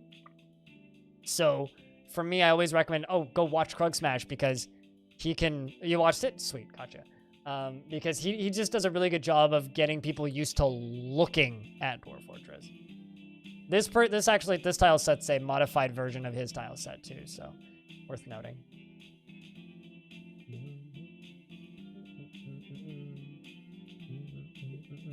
Honey Stoker was a lot of fun. Yeah. I think Monster Killer is probably Monster Killer and Honey Stoker. I think are my favorite series he did.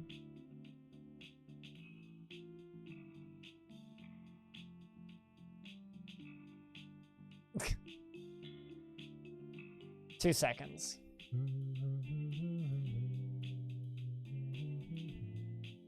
I should give him a VIP badge if he comes back.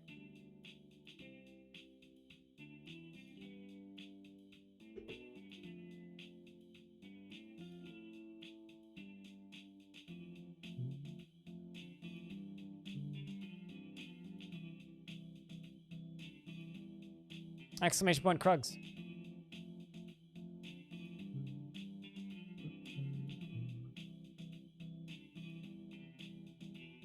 Yeah, exactly. And learning the options and learning the, like, just what you can do in the game are the hardest parts about playing Dwarf Fortress. All right, let's take a peek at this finally.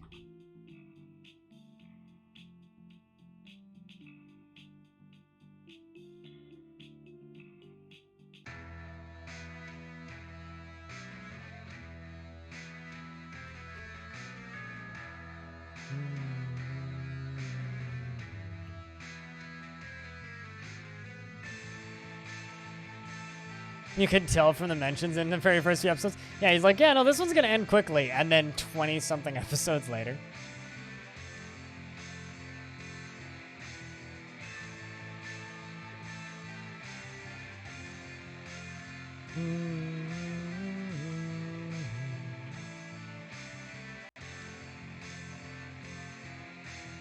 I mean, I've had forts like that weren't meant to be very long and then long-ass time later.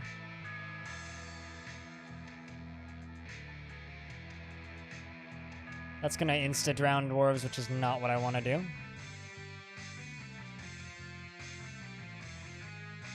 All right, here we go.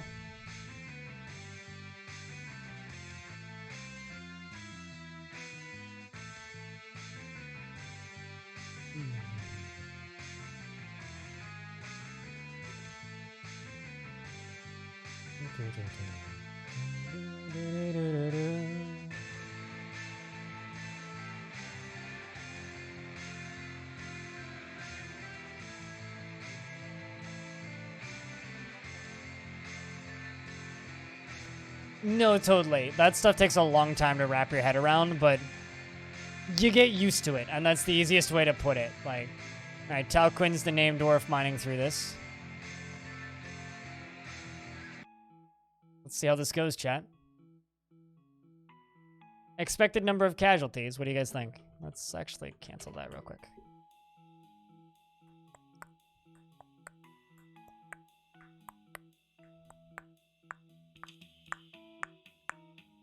Oh god, I hope it's less than 5. Vacker's giving birth to a girl. Excellent.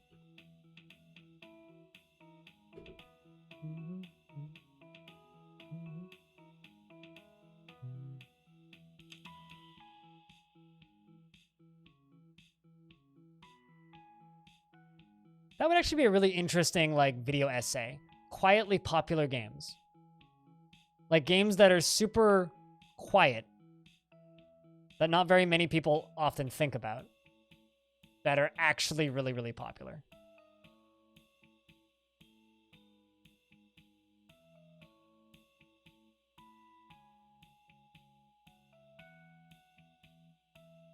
The Red Seas are baby cats. They're kittens.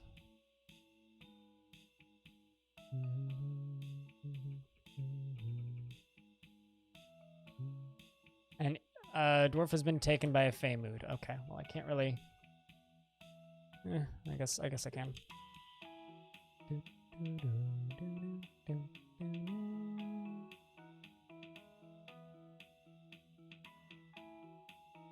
Good luck to you, Dwarf. I need to pay attention to this.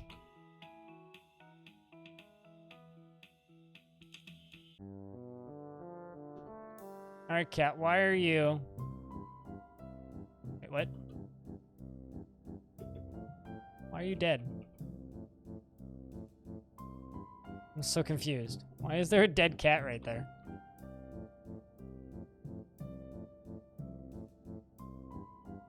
Oh. I think I know what happened. There's splattering of Forgotten Beast, like, acid.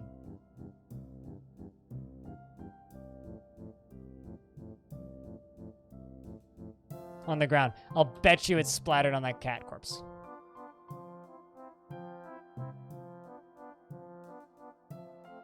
They're like chicks? No, the Red Seas are kittens. I have no chickens in this fortress.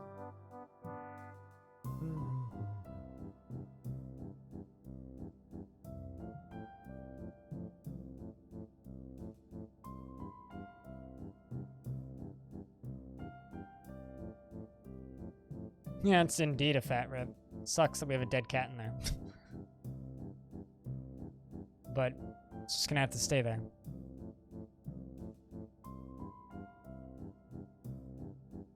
But one of the features that Dwarf Fortress is going, or that Toadie's talked about adding in multiple occasions to the Steam version, is a learning helper, which is something that RimWorld has, which is just a little intelligent device up at the top corner of the screen, right?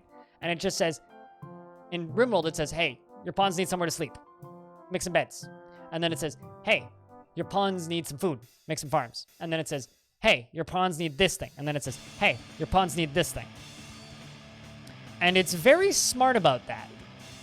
If Dwarf Fortress could have something like that, well, that's why we're going to be pumping water through it, right? If Dwarf Fortress could have something like that, like imagine you appear.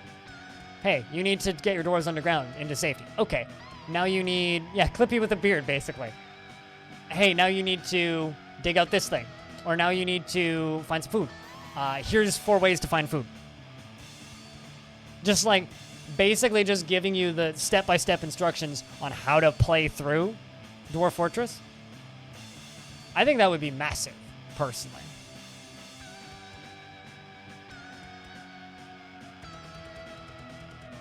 Like that's something Toadie's talked about adding. It's totally something he could add. With minimal effort, too. Like, it's not like that would be a super difficult feature to add to the game.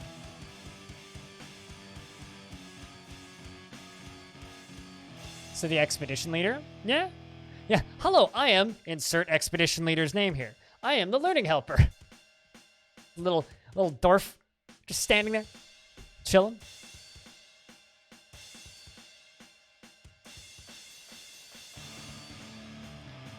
Well, I mean, dwarves can live on the surface, so that's not necessarily a problem, but hey, an easy supply of food is to dig underground. You have plump helmets. Here's how to plant them.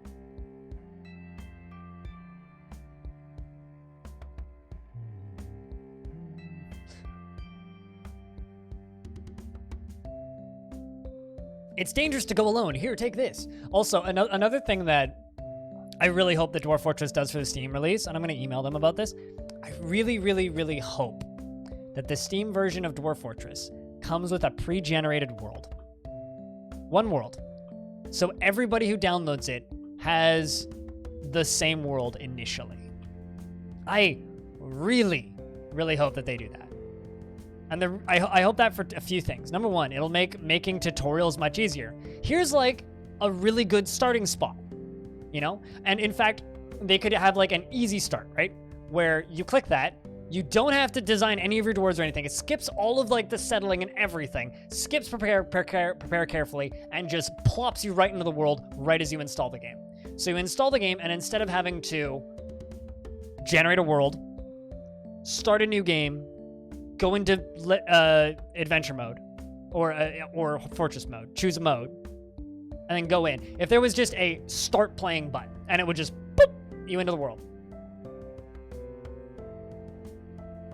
And then you could have like advanced start right beneath it, or create a new world right beneath it. So you could do that, or you could just click go. And then if they had that plus the learning helper, that would remove so much of the initial, holy fucking what in the hell am I fucking looking at problem that Dwarf Fortress has right now. And yes, it's a problem.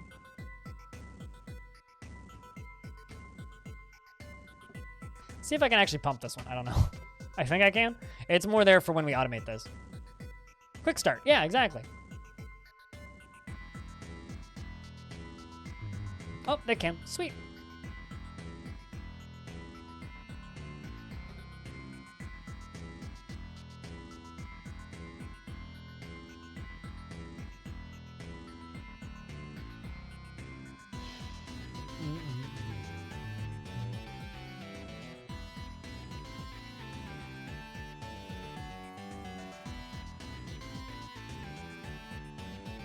Also, this is just kind of a side effect of that I think would be really neat personally, is it would suddenly allow you to be able to speedrun Dwarf Fortress. And now, I know, eye roll, speedrunning Dwarf Fortress is dumb. Why would you do that?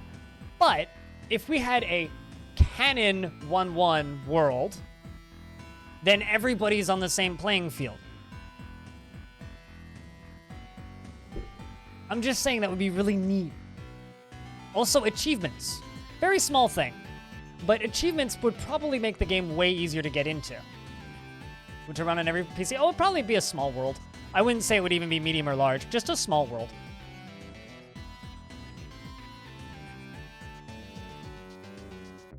How are you doing, Maiko?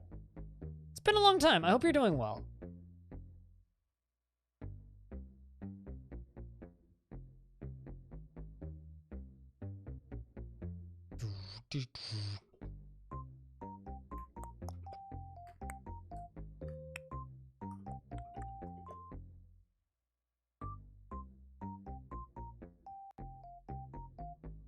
All right, so I can turn these off right now while this fills.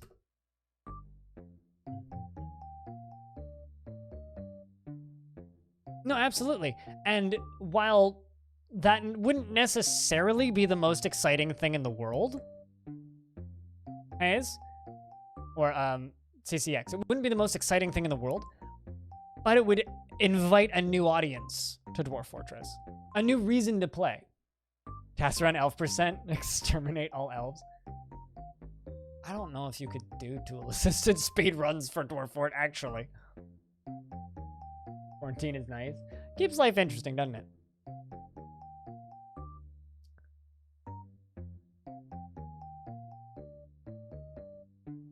First to hear the...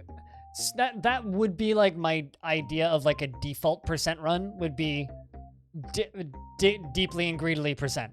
Or clown percent, or whatever the heck you'd want to call it. A human diplomat has arrived! Well, neat.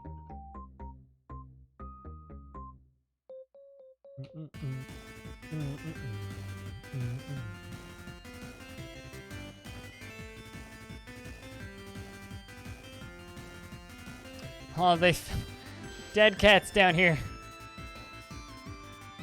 Let's see if we can dump that. This is filling pretty slowly.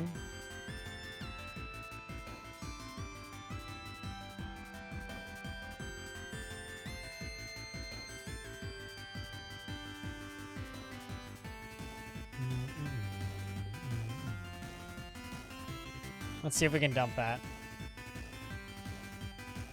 That, or, you know, like, discover the clowns could be a hidden achievement. But, like, chat, name a Dwarf Fortress achievement. Like, something that pops into your brain when you think Dwarf Fortress and achievement. What's something that pops into your brain? Okay, we should be good. 2 balls coming to do it. Come on, Dwarf. Go for a spin.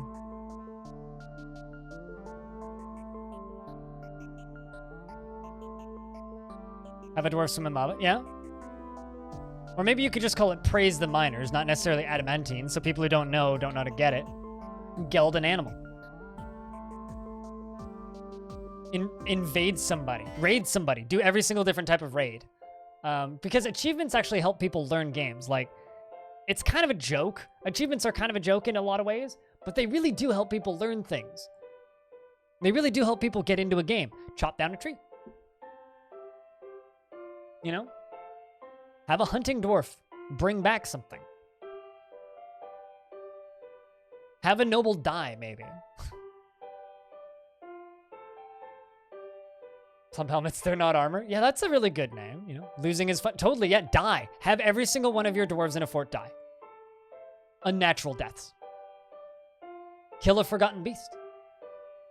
Have a dwarf sim in lava. Yeah, there you go. Undead. There you go. The fish dissector has created Shamebalabadidish Nibil Vakarigith, a fellite millstone. That is a fucking name. Also, I have no cam on. I'm sorry. How long have I had my camera off? Whoops. That is a long fucking name. 1800. This is a fellite millstone. All craft dwarfship is of the highest quality.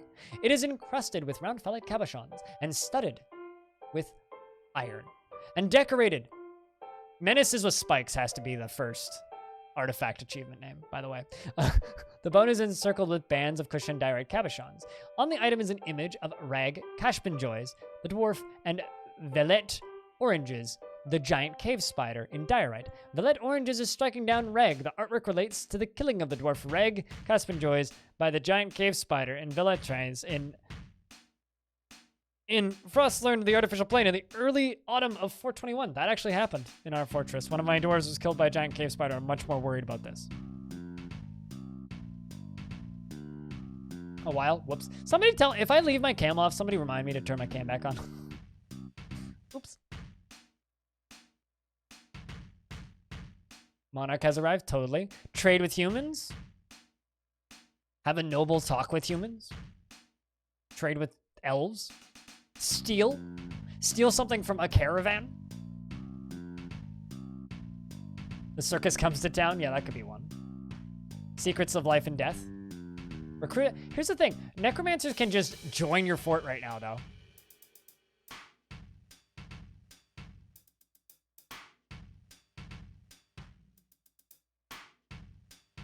This is where everything in RimWorld got its inspiration. Some of the original posts about RimWorld's announcements were actually posted on the Dwarf Fortress forums first.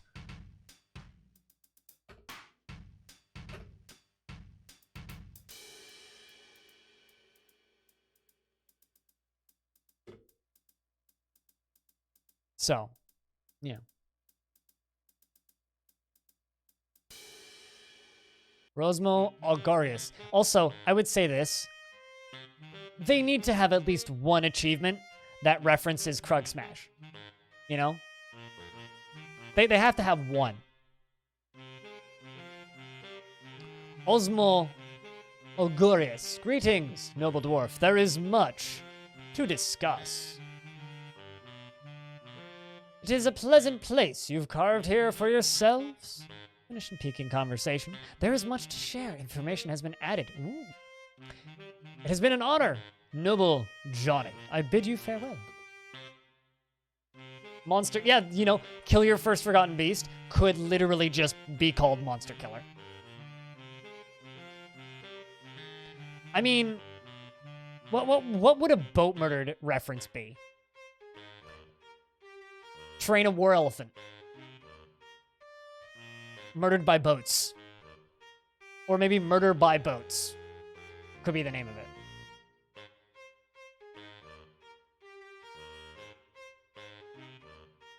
Now, I personally would say I would love a reference to me in there, but I'm not that cool. No way in hell. Yeah, no, totally. Digging all the way up to the maximum. The flaming red sea, digging down to the magma sea.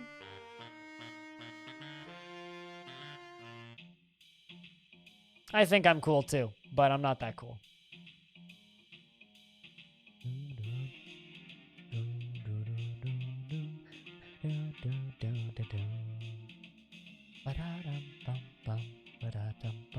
Why not? All right, dwarves. Anybody want to pump that? Human caravan has arrived.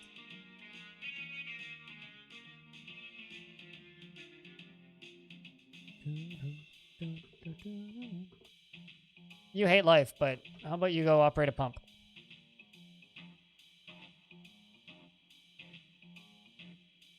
Uh-oh.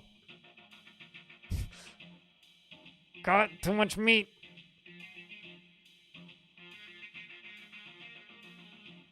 And I know why. This stuff needs to be chucked out.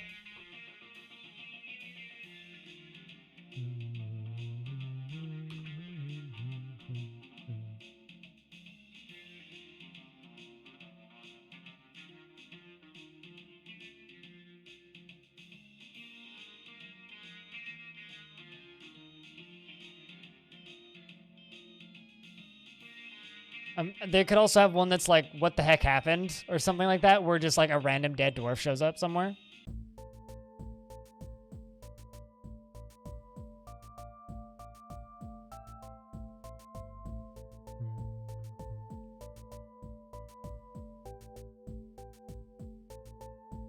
So your fort couldn't die off, and eventually you would just wait for more migrants, right? Murder mystery. Yeah, there you go. There's obviously got to be stuff attached to villains, right?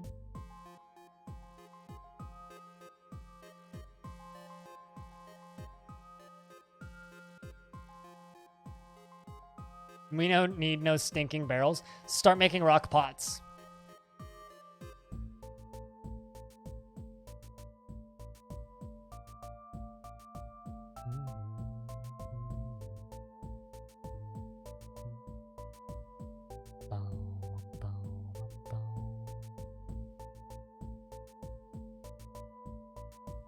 Also, seriously, guys, thank you so much to everybody who's hanging out. You know, currently we have fucking 90 people watching Dwarf Fortress. Oh, 88, it just dropped. Peaked over 100. They said we couldn't do it. When I first started streaming Dwarf Fortress over a year ago, I'd already been streaming on Twitch for 6 years. Other games, various things. I was told by some people that you're never gonna do well streaming Dwarf Fortress. This game can't grow.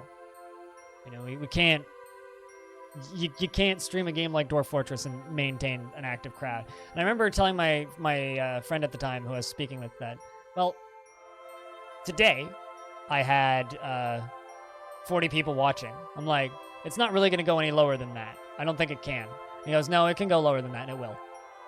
It actually start going up from there. And, you know, we occasionally have slow days. But this is way too inspirational music for this. But little channel that could. Just keep it going. And thanks, guys, for helping me pay my rent.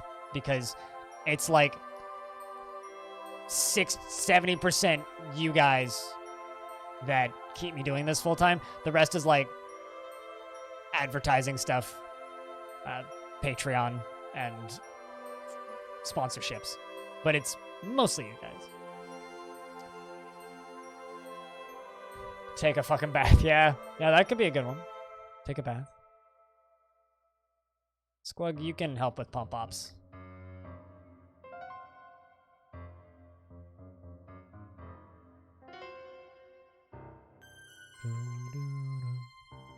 You know, it would be a neat one, because the base game is going to allow you to swap stuff. What is it called? The base game is going to allow you to. Will they just pump until they starve to death? They will stop automatically, right? We need to get this automated once we know this works well. Anyway,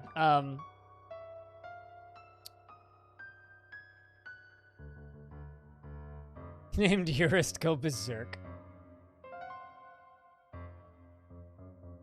Bring your first drink. Baby steps, yeah. I had one, but it just like left my brain immediately.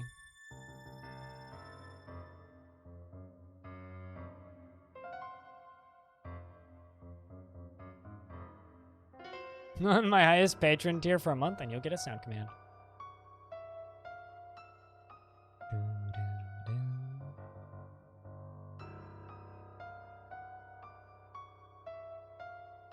Here it goes.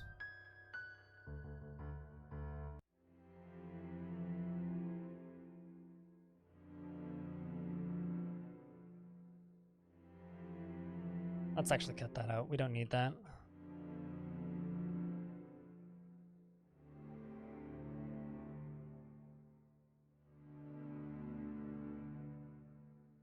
I'm a non-dwarf minstrel. Oh yeah, bands in town could be a good one. Water's following. We don't quite have missed yet.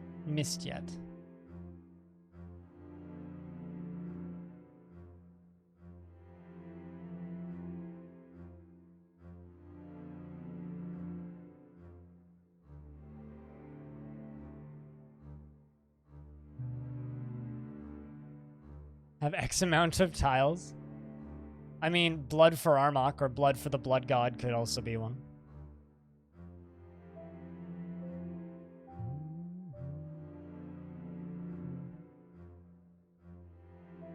Better for new streamers because it's niche and very... It's actually kind of funny, Moist Hand, that you say that, because I was talking with somebody who started streaming very recently and was just like, man, I can't get anyone to watch me play Stellaris, but Dwarf Fortress, I get 15 viewers. There we go. That's what I'm talking about. Look at that. Look at that. Relieved being near a waterfall.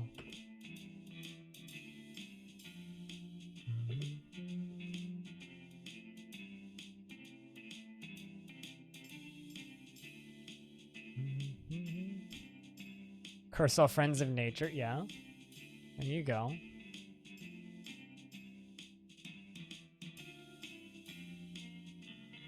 Need a little bit more water flow down there.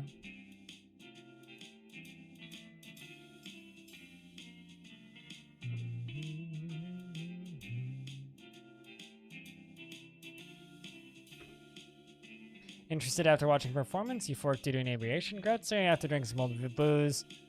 Sometimes I just need a drink, but I can control myself. Blissful remembering sleeping in a good bedroom. Wants to practice a craft.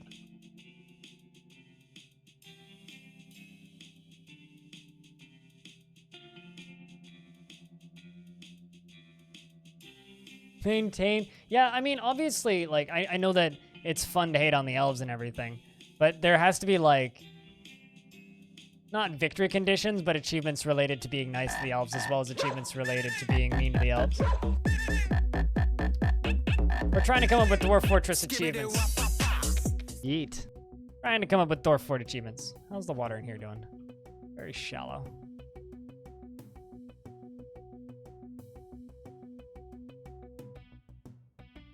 You know, let's just remove that. Let this flow a little faster. Have a non-dwarf as mayor? Or even just like have a non-dwarf join the fort. Could do it. How deep is that? And I can shallow this out easily. Yeah. Let's pull that lever.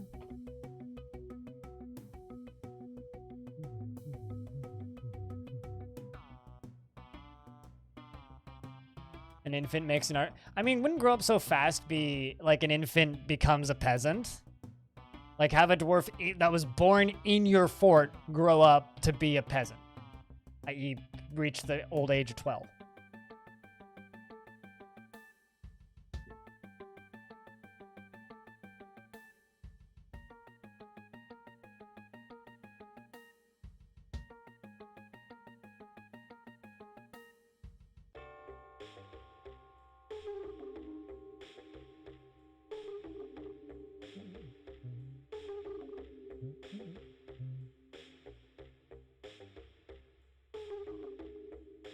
So that's gonna start draining now.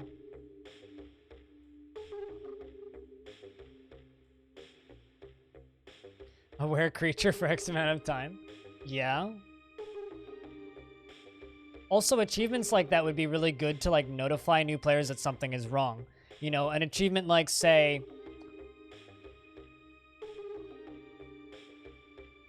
if a dwarf gets bit, like you could have like a cursed achievement or something that pops up, and then dwarf goes, oh no, and then player goes, oh no. And then the wording could be like, a dwarf was bit by a were creature. Who was it? What does it mean? Or something like mysterious like that. Yeah, sure, you could have like 3 tiers of achievements, absolutely. This is why you fear the night. There you go.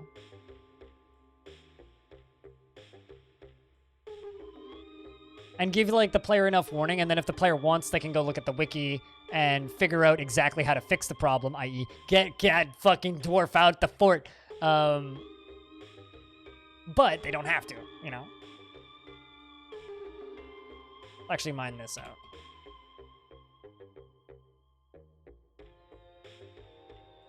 Where do they go? You could also have like a hidden achievement called potty humor, and it's if a were-ass invades your fort.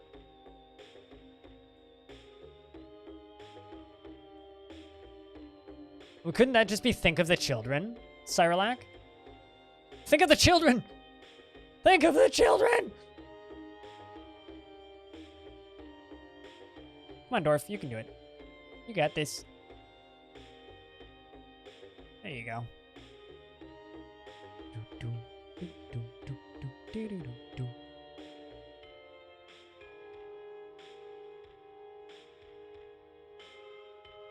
That, I mean, that's a bit much. I don't know about that one there. Hopefully that stuff like that'll be fixed by then, you know? There's a lot of optimization and stuff that Toadie's talked about.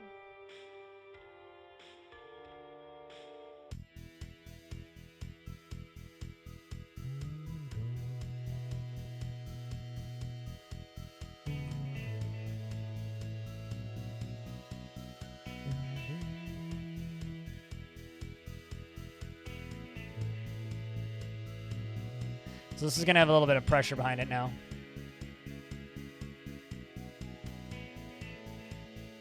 We got plenty of space in the reservoir, though. You're going to go pull that lever? Cool. So what do you guys think of my... our little, not automatic yet. Hopefully it'll be automatic soon. Probably next stream. But, Fountain. Artificial waterfall. And park without a pick. I mean, you could also just call that hard mode. There goes the water. Water flows in.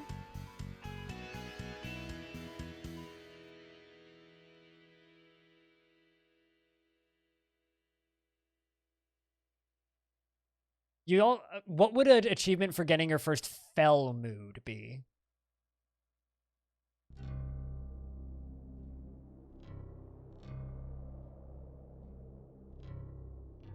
Making sure that this doesn't overflow. Very well could.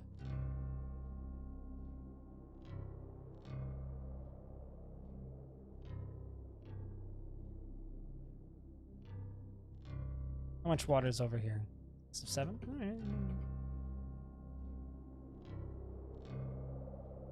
Glorious Dark Tidings. Yeah, Dark Times could be it. Felon Terrible. That's probably like the actual one though, right? Dark Mood, Felon Terrible. Here's Johnny! Yeah, I mean, if you want to go funny with it.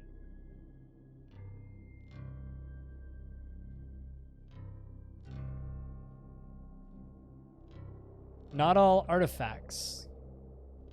Yeah. I mean, you could go with something like not all artifacts. So right now it appears to be pumping faster than it's draining, which is good. Let's take a look at this. All right. Man, all the dwarves in the temple just content near a waterfall, enraptured communing with their god. They're just standing right underneath the waterfall. Excellent.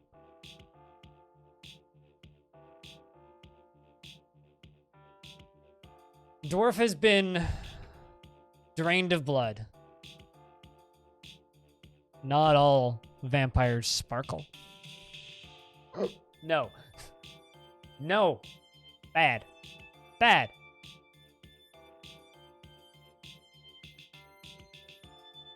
Bad streamer.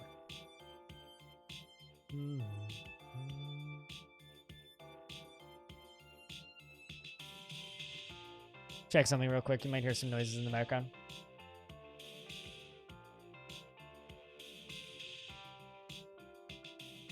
Okay.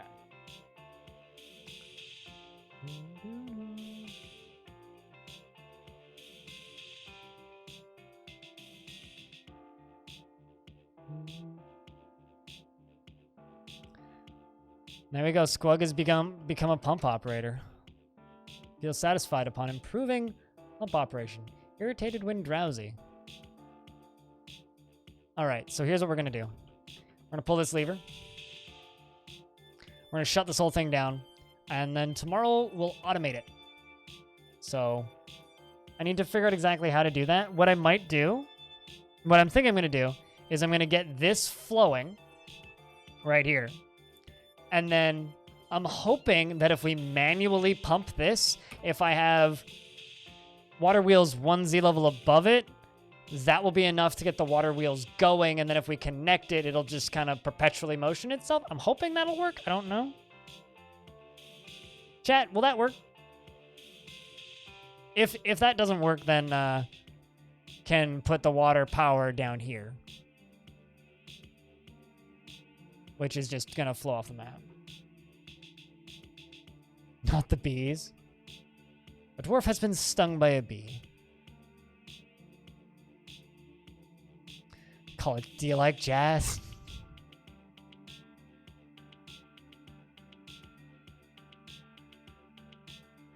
Yeah, but I'm wondering if we can start it ourselves by pumping it. That's the thing. Like, I know flowing water can get tons of them going. I know you can make perpetual motion machines, but I'm wondering if I can start it by getting my dwarves to pump this. Like, do you think this will be enough flowing water right here to do that? And if I loop it back around immediately, do you think it'll start itself going and then I can get the dwarves off of it? The wiki designers work. I don't like copying wiki designs. I like coming up with my own. That's a little bit too easy. Okay, so that'll work. Sweet. Well, that's tomorrow's project then.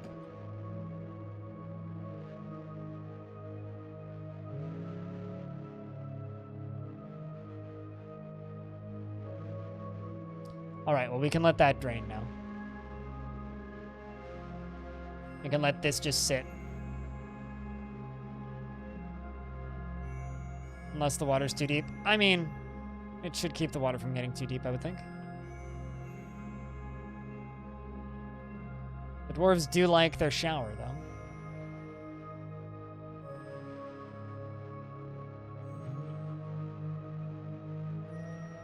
Content near a waterfall. Embark on a waterfall? I think I've done that maybe once. Waterfalls are kind of hard to find.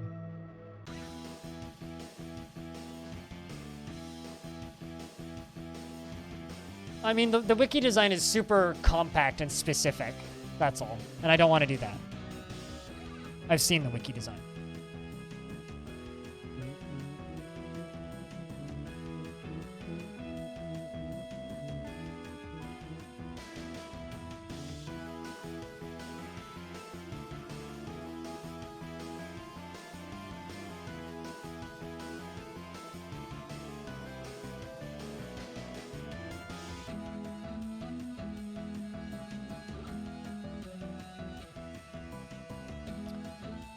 All right, chat. So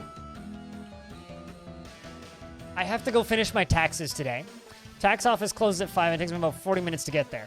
Currently, it is 3 p.m., basically, quarter to 3. So I know today's a really short stream. I kind of was talking about that yesterday. Are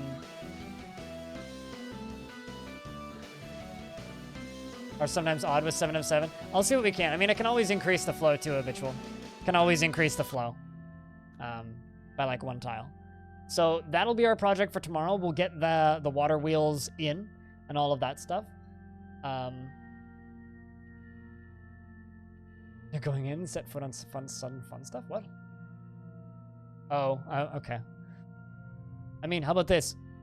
Look ma, no hands. Have a dwarf ride in a minecart.